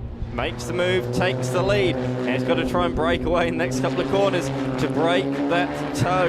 But Partridge seems really good in this final sector, doesn't he? He seems really, really good just on this part here. Look at the way he runs the apex into turn 9 and then straight into the slipstream of McCarthy at turn 10. So he just seems to have those last couple of corners absolutely dialed, even though McCarthy is the leader. Nose to nose, or wheel to wheel virtually across the line, nothing in it at the line, 0.039. So there's very, very little to separate these two at the moment. Looking a bit further down the field as well, it's actually good to see that everyone's still running at the moment. Two of the three ladies that are in the field today as well actually had a few dramas, but good to see that they're out there running. And yeah, I just put the commentator's curse on it, didn't I? Because Cameron Bell's just pulled into pit lane. You didn't even finish the sentence. I didn't even finish the sentence and he pulled into pit lane. Now, Kelly Egan had a little bit of a drama. She's currently running in 10th at the moment. She had a drama in qualifying where she had a long brake pedal and just turned out a little fitting had come off, so that was a quick rectification. And Charlie Richardson, who's currently running in 8th at the moment, as these two are still dueling, they had a bit of rear-end damage that they needed to fix, specifically around the exhaust and the mount that holds all that together, so they actually had to change a full gearbox because they didn't have a spare of just the one part. They had everything ready to go. It was a slightly different mounting to the box, so good to see that they're back out there, and they managed to get that turned around in between qualifying and the race, and they're all still going along rather nicely. Interestingly, so far, whoever has led out the final corner has led to the line, but only just. Only just. And that'll be important, I think, on the final lap as Partridge returns serve, back up the inside, retakes the lead. But the point I'm trying to make is, it seems to me vitally important that if you come out that last corner in first, theoretically, unless you miss a gear, you should cross the line in first, and that's what they'll be fighting for in that end of section track that we've seen them fight wheel to wheel on the last couple of laps around. Well, we've always talked about this when we get to Phillip Island, haven't we, Dan? Because if you can come through turn 12, which is a 4th gear corner at Phillip Island, onto the main straight in the toe of your competitor, you will out-drag them to the line because you've got such a nice long run and a big long lead up to it. It happens very, very quickly and very, very easily, whereas here it's a much shorter run from the final corner to the start-finish line. You can't get overlap until you're on the main straight because it's a one-line groove through the final corner. And here we go again across the line. Look there, McCarthy is ahead by 1/10 of a second. So off to turn number 1 again for the 12th time of asking. So laps ticking off here, better part of 7.5 minutes to go on our timing. The timing's actually just a little bit frozen up the top there on your left-hand side. We're looking at the live timing on our side. It's actually 7 minutes and 15 seconds remaining. Partridge now taking over the lead. Jones still not able to really make those inroads at the moment. He was fractionally faster than them last time around, but not by much. So is he playing the long game here and going to hopefully start to emerge into the picture in the next 2 or 3 laps? I know the focus has been primarily on the front, but I wouldn't mind seeing just how Jones is driving at the minute. Is he sort of playing himself into contention by just playing it smooth and keeping it off the curbs and keeping himself in check? Or is he now starting to ratchet up the pace? I think we'll get a real indication at the end of this lap because he has to start to make his march now. It's now or never for Jones if he wants to be a part of this lead battle. He's closing. PB last time through for Lee Partridge, and he wasn't overtaken that lap by McCarthy. The last few laps he's been overtaken into turn number 6 and then has had to get the toe out of the final corner, overtake him down towards turn number 1. Not on this occasion. He's trying to break away now, and he was 0.6 of a second faster than McCarthy that time through, and that's why he holds a race lead of nearly half a second. But this is where McCarthy is strong. Through this fast chicane, he gets such a good run. He's so brave through there. You can almost visibly see he is faster as they come down into turn number 6, 7, and 8. So 6 there, 7. The little kink that is turn 8 just there, the right-hander. And then you've got 9, 10, which is sort of one corner, sort of double apex really, isn't it? As you're just trying to get the power down. So that is 2 corners, 9 and 10. And that completes a lap of Calder Park. I think Jones made a mistake on the last lap as well. He's actually dropped back a little bit further. It's now the margin's just correcting itself as we go along. He's now it's out to 3.1 seconds. So I think he might have a little bit too much work to do in the next 5 minutes to really feature on the top step, or potentially feature on the top step of the rostrum for race number 1 this afternoon. Is McCarthy now just content to sit here, Dan? So he's sat here for the last 2 or 3 laps now. I'm wondering if he's just happy to play the long game here, make his move at a particular point in time. You say that, but this is the closest he's been in quite some time. In fact, he uses a bit of curb on the right-hander, and it opens up the left. And I think that's why he's getting such a good run down here. He's using more... He's sort of shortcutting the chicane a bit more, shall we say. Yeah, that's right. And a number of drivers have said to me so far this weekend that, you know, you can take a little bit of curb at turns 4 and 5. You don't want to take too much because you don't want to see what we saw with Ash Rogers in the last race in E30s, where you take a bit too much. You end up getting, you know, one side of your tyres, or one side of the car rather, off the deck. And then when the car gets back down, if you've got too much steering on, that's what spits the car out. So, you know, you don't want to attack it like that. You need to land the car with a straight set of wheels. So in Formula V land, it's a little bit more critical than that. You only want to use probably about 10 to 15% of the tyre and just touch those curbs just gently, you know, just the first, you know, inch or 2 of the curb. You don't want to get, you know, too far up the curb. Like what Jones did there, you don't want to really land your wheels too far up the curb. You just want to kiss the curbs just nice and gently. You don't want to ask the car to do too much. So have a look at him coming through the flip-flop here. If we get a good shot. No, not quite on that one there. We might get one from the cars that are behind with Jason Kay in the Stinger for Acura Motorsport. How's he tackle the chicane here? Yep, see, just a little bit of curb, not too much. Just the first couple of inches of the curb, the lowest point, and then just keep the steering nice and straight as possible. Whoop, mistake for Jones. That's going to kill his attempt at any small shred of a hope that he had left of featuring on the top step of the podium. But thankfully for him, it does not allow the number 81 machine behind a Jason Kay to get too close that he could challenge him down the front straight. He has certainly slashed that margin. It was 10 seconds. We'll see as they cross the line. That's about 3 now. I reckon it's even less than that, and it is 2.79 officially as they cross the line. It's back on for the race lead. McCarthy all over the tail of Partridge, and this is where McCarthy's stronger. Got a great run out of turn number 3 down towards turns 4 and 5. This is where McCarthy's strong, particularly. Certainly uses more than Partridge of that curb that we were just talking about through there. And here he comes up the inside, down towards the tight turn number 6.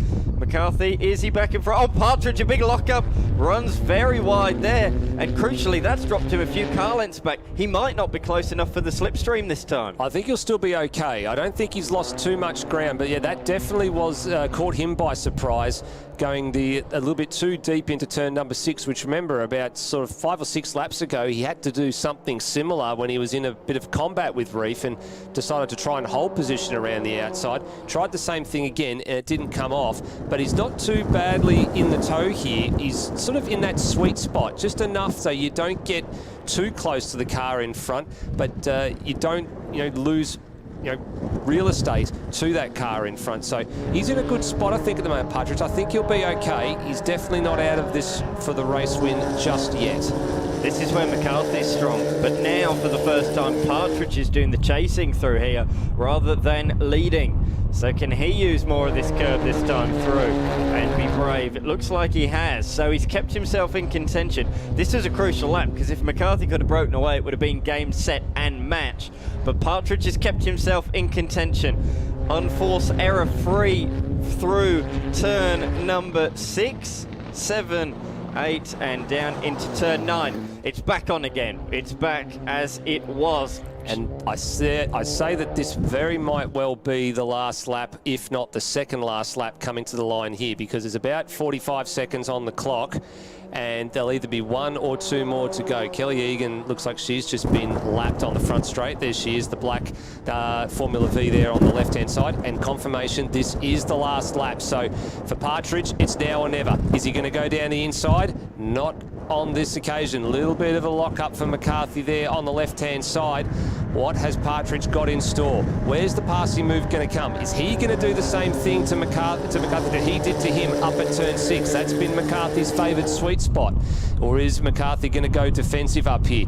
We're about 10 seconds away from finding out as they go through 4 and 5 for the final time. And McCarthy's awake to it. Straight down the inside towards turn 6 he goes. He's protecting the line. Going to force Partridge to go the long way around, side by side through 6. McCarthy's now got to leave Partridge some room on the inside at 7, and he does just that. So good heads-up driving. They don't tangle wheels, and Partridge goes into 8, now into 9. Caught a little bit of curb. Oh. So look at the hands fighting at the wheel there. Is that a critical mistake? Has he lost momentum onto the front straight? No, he hasn't. He's just going to survive to the line there, but with a little bit of a scare in the last couple of corners. We'd see him there as he caught the inside of the curb at 9. He had to catch the car. The fists went left and right as he soared away at the wheel, and he manages to hang on to the win ahead of McCarthy by a handful of tenths, 2.5 to be exact. The timing just hasn't corrected itself just yet. 2.5 tenths is the margin, and then Jones is a further 13 seconds back. Jones himself held on after that mistake about 5 minutes ago. So yeah, held on by 2.4 seconds from Kay Hamilton. Comes across the line in car 5 in 5th. Then we have Power just crossing the line now. Had a bit of a moment through the fast chicane. He put 2 wheels through the grass but held on. That was a couple of laps to go. I saw out the commentary box window. Now Mick Fisher's just crossed the line in 7th, but then critically for Charlie Richardson in the Bendigo Total Tools entry, is she actually close enough to get that spot? It doesn't look like she is. She is 6 seconds adrift, so Mick Fisher will hang on to 7th place by 1 second after that 5-second jump start penalty has been applied. Indeed, and there is the stationary number 42 machine, I believe. Yep, that's Kelly Egan. She's just at the end of the front straight there, or just at pit exit rather. And Claudia Lennox was the last car home in 9th place. So you can see there all the drivers that were classified 1st to 9th home on the lead lap. Kelly Egan was lapped. She actually completed 2 less laps than the field. She completed 16 total. The race ran for 18 laps, and Cameron Bell only completing the 7 laps in car number 4 before he pulled into the pits. So another win for Lee Partridge. That's his 2nd on the season, after the first one came at the beginning of the year in February at Sandown. So it was 20 years between wins for Partridge at the start of the year. Now it's been the better part of about 7 or 8 months. A lot less time for his sake. And I saw him punch in the air as he went past the commentary box. He is chuffed with that, and rightfully should be. The setup by that penultimate lap, fastest lap of the race, got back within the toe of Reef McCarthy, and that was just pure pace that allowed him to take the win in that one. And what a great last lap duel between those two. Absolutely. Great battle all the way through between the top two. And with that completed, there's just one more race to go for Saturday afternoon here at Calder Park Raceway, with thanks to 888 Home Loans for their great sponsorship of the Victorian State Race Series here in 2023. And we'll be back with the combined grid on the other side of this.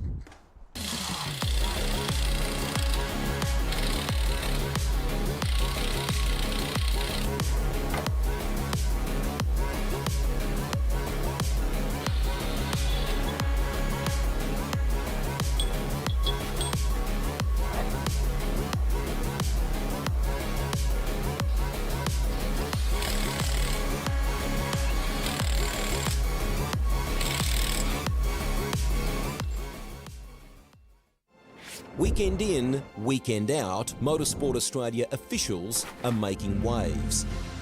From waving flags, waving cars through pit lane, or responding to a wave for help. Wave hello to new lifelong friends. Who knows, you might just make waves around the world. Ride the first wave. Search Motorsport Australia officials today.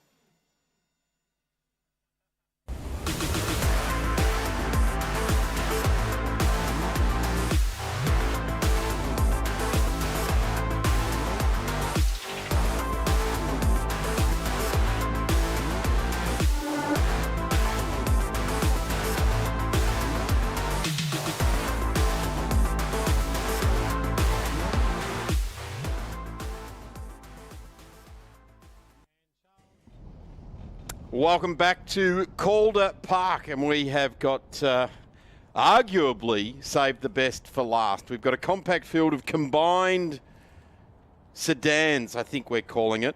In other words, what we would have called 20 years ago when we last raced at Calder, a bit of a butcher's picnic. We're going to run what you brung.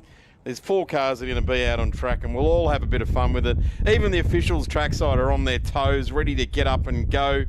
You can check that all out at motorsport.org.au/officials. They're checking race surfaces. They're checking their pockets to make sure they've got small change for a phone call to get home at the end of the day. Oh no, we've got mobile phones now since we last raced here at Calder Park as well. And there it is, the famous wind out west here of Melbourne, the red dirt, the volcanic ash around the area. It's certainly a place that is steeped in history. And Dan McCarthy, you probably weren't even born when we last raced here. I was. You were. I did like your article actually that went up on the Blendline TV socials about Calder Park and the history here. There's been everything. There was rallycross here. You know, all of these different genres of sport. Of course, over our shoulder, I sort of willingly and lovingly look over at the Thunderdome and all the fun times that we had there, and you just get the feeling that there's a little bit of momentum slowly coming back into Calder Park. And when you see these 4 cars coming out for this particular race, there's some beautiful pieces of kit. In fact, the Mercedes-AMG GT4s, you know, that field with its coming back under SRO management here in Australia next year. Of course, there's a Rebel Tour that's going to be run as well of some of the competitors that competed in this year's GT4 Championship. But these cars are pretty cool. And this venue getting some much needed heart massage and getting some life breathed back into its lungs is pretty cool, isn't it? Oh, for me, it's such a great place to come today. I've just been in awe of the place. I mean, it's, you know, there's some, certainly, you know, a bit of paint will help, but it's back. Calder is back, and that's the start. There can be improvements that can be made from here. But, you know, if this place has left another 5 or 10 years, I'm not sure we'd have ever come back. And agreed, absolutely agreed. And look, it's one of those things, you've got to open the front door of your shop for people to come and shop. That's right. So when you open the front gate of Calder, the competitors want to come here because it's a great venue steeped in history. It's also really convenient now with a massive freeway at the front door. Leaving here in the 80s was a 1 lane each way country road. And now it is just it's a freeway to the door. I live right around the other side of the bay, and I can get on a freeway, and the freeways link us all the way to the door here. So looking forward to what Calder Park brings us. Big shout out to Rowan Harmon, who's leading the way here, the track manager. And you can catch up with all of his racing life on the Grassroots Racing podcast. Rowan did speak quite fondly about his role here at Calder, and of course all the racing he did throughout his entire career. And that again, if you want to catch up with Rowan Harmon and all the greats that have been on the Grassroots Racing podcast, is on Speed Cafe for your podcast enjoyment. We'll run down through the grid. It's pretty quick. It goes like this. Bill Times on the Tim's on the 271 on pole. Rob Love in the AMG in position number 2. Bailey Love in the number 17 in position number 3. And Darden Brown. Now, Darden's car would be 50 years older than the other cars on the grid.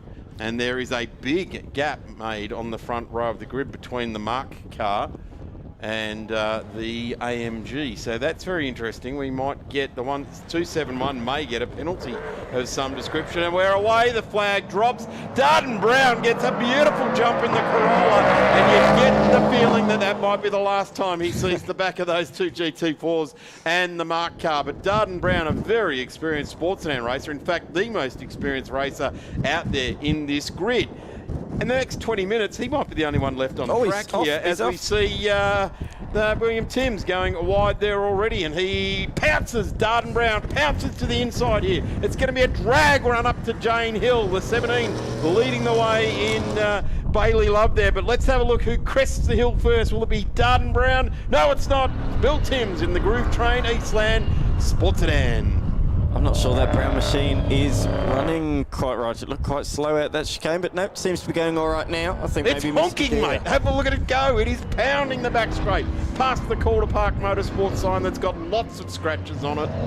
Must have been some people hit the wall there. There's the 271 of Timms. Goes through for the Groove Train Eastland, it says across the front window there, running with the Victorian Sports Sedan Championship, of course, running with the combined field here this weekend. Across the line goes the 17, and we've got 18 and a half minutes left to go in this journey. Have a listen to the 271 thumping down the straight, the famous Calder Park front straight.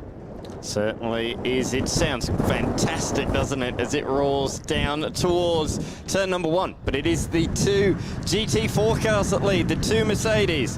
It's Bailey Love from Rob Love. So Bailey Love from a 3rd position made a blinding start, and then when the Mustang fell by the wayside down at turn number 1, took 1st position. So very nice start for him in the number 17 machine. I do love what they've done here. Get it? The Loves, they've put love hearts all over their cars. Their numbers are in a love heart. I'm not sure how that goes with the Motorsport Australia specification of numbership panelling on the side of the car, but who cares? These two are going to turn on a great battle and some magnificent AMG kit. Absolutely beautiful racing cars as they come onto the straight here. And you've got to hand it to Rob Love. Running number 27 comes with a massive weight of expectation in Australian motorsport. It really does, with Alan Jones being the world champion, Casey Stoner being the world champion. Both those guys ran the number 27 when they won their championships. Equally, I'd say number 17, Dick Johnson. Absolutely. Yes. Absolutely. Many touring car championships have been won with the number 17 on the side, being Dick Johnson's famous number. Let's hope none of these, the 27 or particularly the 17, doesn't go off the road and into a tree, as the famous Green's Tough Falcon did with Mike Raymond calling it all those years ago. I think a tree will be quite hard at Calder. There's certainly a lot of concrete around, but a tree, I think, will be difficult. As we can see, the number 27 is closing that margin down. So it says 6.9 seconds on the screen. We can see that it is not 6.9 seconds. I think there's a few little timing glitches going on with all 4 of these machines, and here we go for the race lead. Not quite. The number 17 a lot deeper under brakes down in towards turn number 1, and the 17 holds on for now. Interestingly enough there, the 271 there of Timms backed off on the straight there, backed right off and then got right back into it, right in the middle of the straight. So I'm not sure what that was all about. In fact, our timing screen at the moment is not updating the laps that he's done, so he must have a timing transponder issue. In fact, I'm going to take a photo of the timing screen and text it to Darden and say you're currently running 2nd in this race. Just as I say that, the timing screen updates, and I didn't manage to get that photo of the timing screen for Darden, sadly. No, unfortunate that one, but as we see them come out of the final corner, they're still pretty much nose to tail. The Mark cars just getting up to speed now. I think a mistake again on the last lap. He's about 2 seconds off what the Mercs are doing at the front of the field, and here it is on the screen now. Fastest lap, a 1:05.8, a couple of seconds slower than the Mercs. That's coming into the pit lane too. No, what's happening? Coming into the pit lane. So we had 4, we now have 3. enough for a podium. That's all you need in motorsport is a podium, isn't it? 3 cars on track. Darden Brown. Have a look at that. The square headlighted Gallant, number 18. Another very famous number, as we were talking about. John Bowe would allude to that. Very famously run there, as would Steve Johnson in the Australian Touring Car Championship over many, many years. But Darden Brown has been around the 2-litre sports sedan field for a very long time. Experienced racer. Sadly, the 271 being tucked into the paddock now, so that's sad. That's what I pointed out. 5-second penalties on the screen. I pointed that out, that I didn't think 2 of those cars were in their grid box. They were too far forwards. So our race leader has a 5-second penalty. So the race is back on. It is well and truly alive now, because it's 1.48 seconds between 1 and 2. 2 at the end of the race could become 1. And if Darden Brown gets within that 5 seconds as well, it's 48 seconds at the moment, but he could, in the next 14 and a half minutes or so, haul that back and do a good job. Flames out the side of the 18. Cars with flames coming out the side go faster. And he's got going through the gears. Here comes Bailey Love in the AMG GT4. Darden just opening the corner up here, lets him through. There's no point trying to battle with these two. He's hoping to keep that gap now to 5 seconds between these guys. It'll be a lap in 5 seconds, but it's still 5 seconds. So the 17, have a look at that now. That is Bailey Love. You can see his hands go up. Oh, the Mark car is leaving the pit lane. Hold the front page. The Mark car rejoins the race.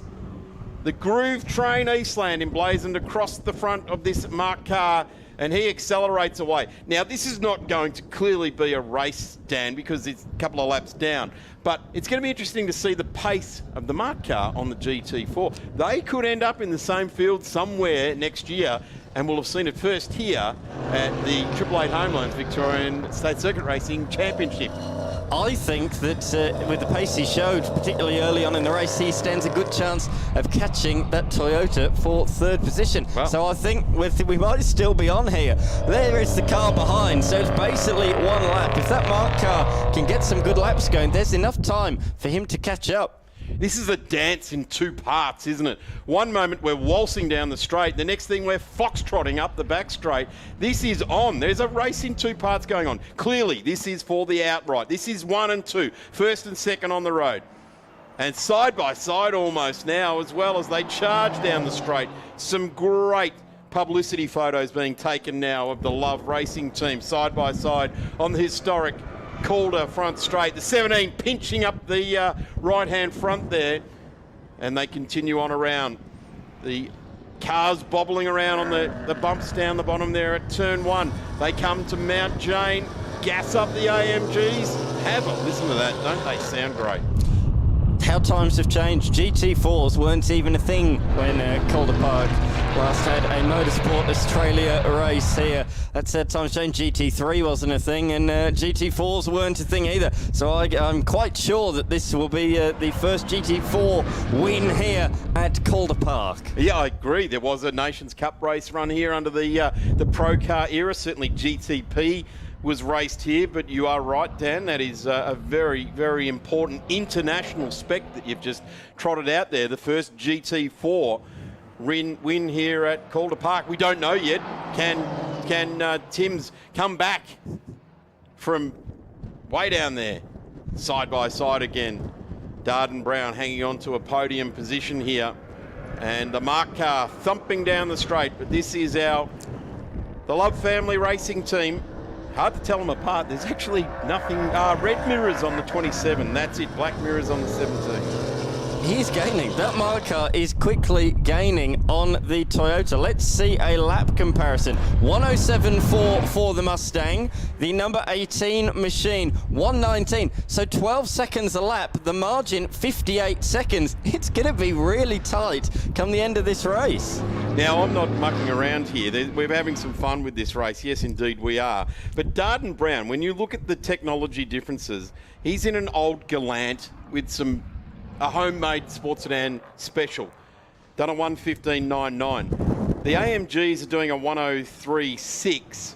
and the Mark car 105, it's not that big a gap, is it, between something that has come out of a world manufacturing behemoth of AMG and Darden Brown's garage here in Melbourne somewhere.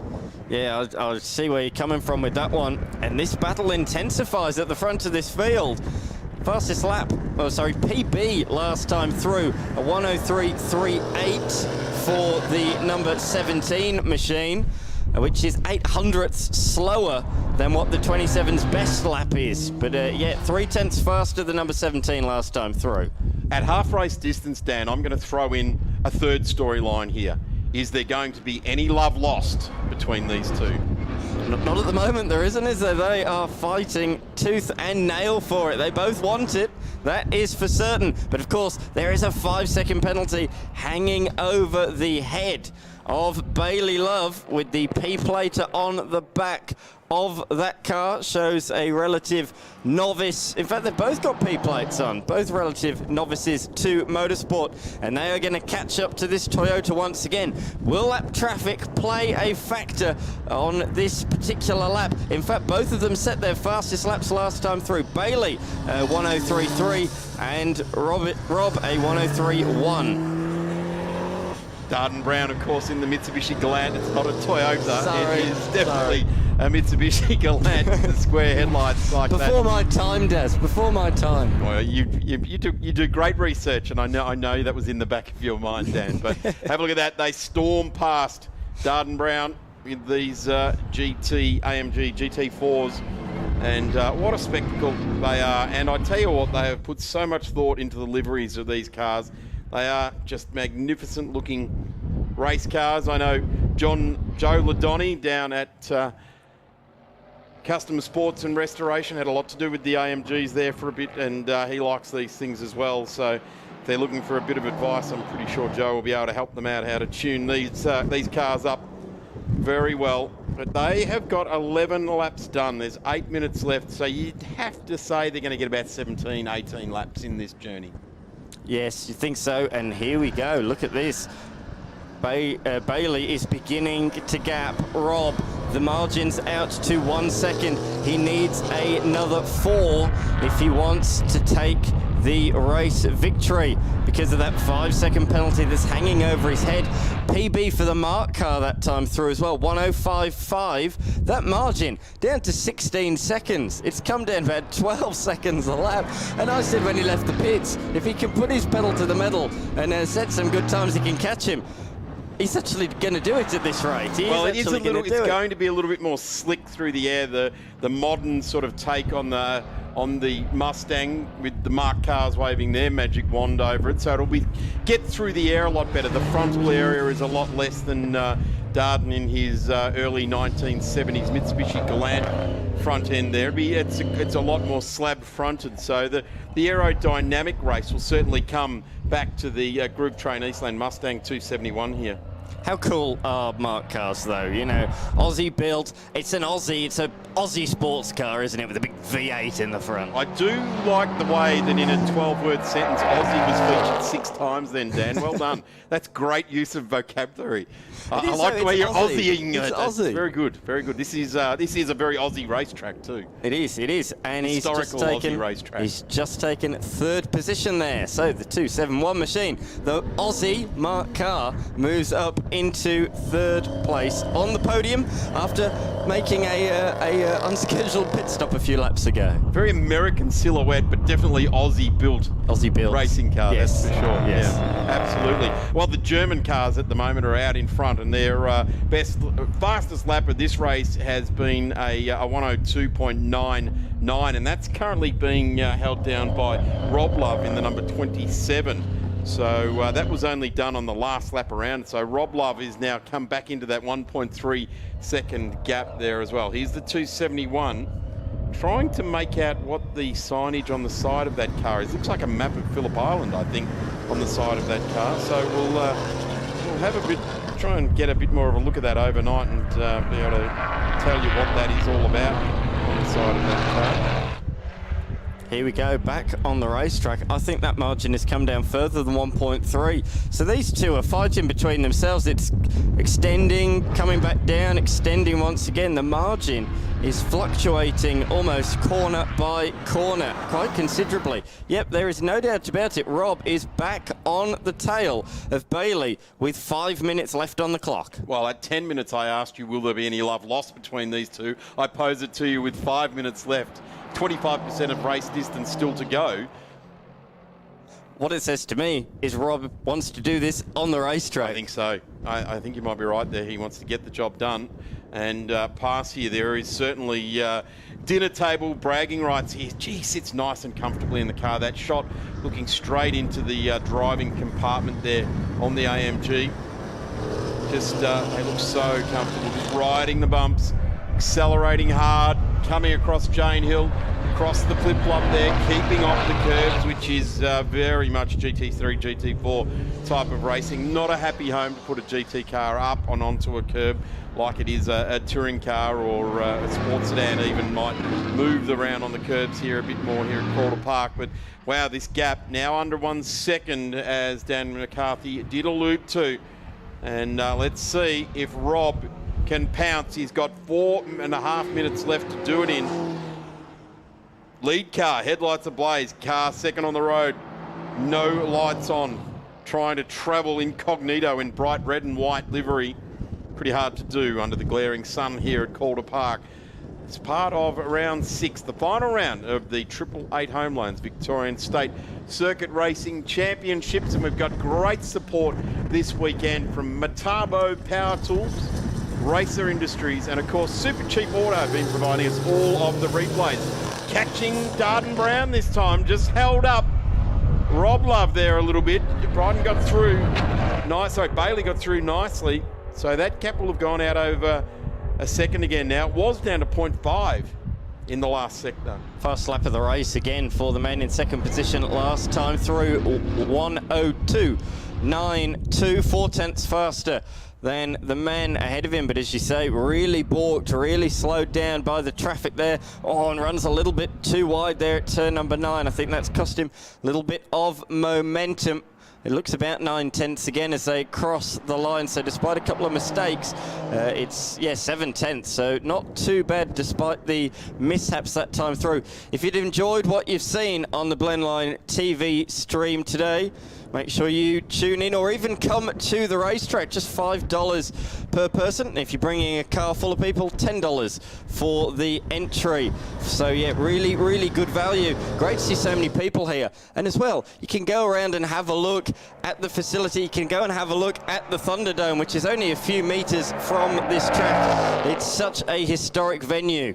This is the saddest part of my day today here at Calder Park, is the Mitsubishi Galant looks to be retiring from this race. We started with 4 and we count down to these 2 on screen to give us the entertainment. Up on the ripple strip goes Rob, and just unsettled the car. In fact, it's unsettled his flow onto the straight. He's moved closer this time around though, definitely back down to that half-second gap. It is, it's 0.41. 0.41 of a second. As we've got Bill Tim still on the track. So we've got 3 cars. Darden Brown retiring momentarily, and the scrutineers are actually just having a bit of a look at Darden's car to see what the issue might be. Let's hope he can turn around and roll back out on track with a minute and a half left. Rob had a bit of a half look there up the inside, thought better of it. We've seen a bit of contact down there at that corner today. And they go through the chicane. A lot more curb usage from Rob in comparison there to Bailey. It's glaringly different, isn't it? Bailey has really kept off the curbs here. Rob is absolutely throwing the car at the curb, and the very next one that arrives, he's up on it again. So that is a real difference between these two at the moment. Bailey's just keeping the thing clean and smooth. Closer again, no, closer again, as we are about to receive the last lap. So we're being told that they didn't give the last lap board, so not quite is sure being whether it's the displayed last now, lap though. or not. So we can see them still nose to tail. But whether or not this is the last lap remains to be seen. A good exit from the number 27. Having another look down into turn number 2. He's good out of turn number 1 is Rob, but not able to do it this time through. It's interesting that the car in first has got the headlights on and not the car in second. Bit of a compromise line there from Rob, using more of the curb, and has lost a little bit of time through that sequence of turns. Down. I like the fact that the only difference between them is that the car leading the race here, Bailey, has got black wing mirrors. Okay, so checkered flag is at the ready down there in the crow's nest. It's been interesting to start the races under the national flag, so that's been a feature of this event. But across the line, will be in first place taking the flag, but will be relegated 5 seconds is Bailey Love. Takes the flag over Rob Love. Corrected time, we'll see that Rob Love takes the race win. Here comes the number 271. This is Bill Timms, and he is coming around the back part of the complex, what used to be called Glow Weave, which isn't really Glow Weave because that used to run right up in front of the spectator mound there, but affectionately still referred to as Glow Weave. And down the straight comes the Mark Mustang, and that sees the checkered flag.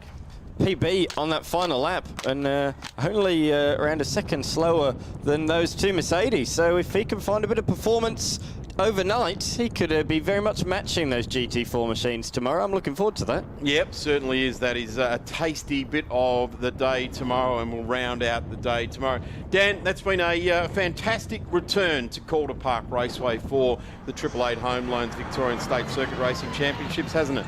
Certainly has. I've thoroughly enjoyed it. It's been really good action in all of the classes. We can see it says on screen Bailey Love from Rob Love, but as we say, 5-second penalty for Bailey will promote Rob to the race win. There may have only been 4 cars in that race, but that was actually quite an exciting race, particularly between the two Mercedes. But yes, plenty of action tomorrow. 944s, Saloon cars, improved production. They put on a real show. It was a bit of a race of attrition for both them and the MGs. BMW E30s put on a show, as did the XLs. Formula V's turned it on. Reef McCarthy and Lee Partridge going nose to tail, hammer and tongs between the two of them. And then these guys, the Mercs, I'm sure they'll be back out fighting once again. There will be plenty of action tomorrow, that is for certain, Daz. Thank you very much, Dan McCarthy, Steve DeVries, Jack Atley, all of our commentary team here, including Sean Herlihy today, and we'll welcome them all back tomorrow. We'll have the Porsche 944s live on track, followed by improved production, MG and invited British sports cars, the Saloon cars, BMW E30 and XLs. Formula V and combined. We'll round out our season tomorrow for the 888 Home Loans Victorian State Circuit Racing Championship. Big thanks to all of our trackside officials, our race control timing, and of course the great people down at Blendline TV for bringing all of the coverage right across the internets and indeed the world. There is the program. Porsches, improved production, MGs and invited, Saloon cars, BMW E30s, XLs, V's and combined sedans. We'll see you all tomorrow here live from Calder Park.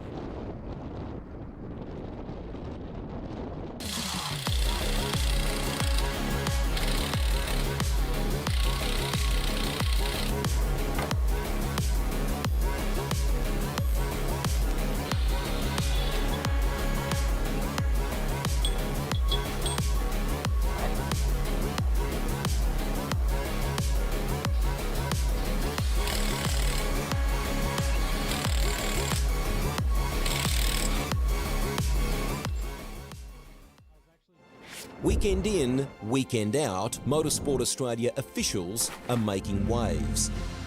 From waving flags, waving cars through pit lane, or responding to a wave for help. Wave hello to new lifelong friends. Who knows, you might just make waves around the world. Ride the first wave. Search Motorsport Australia officials today.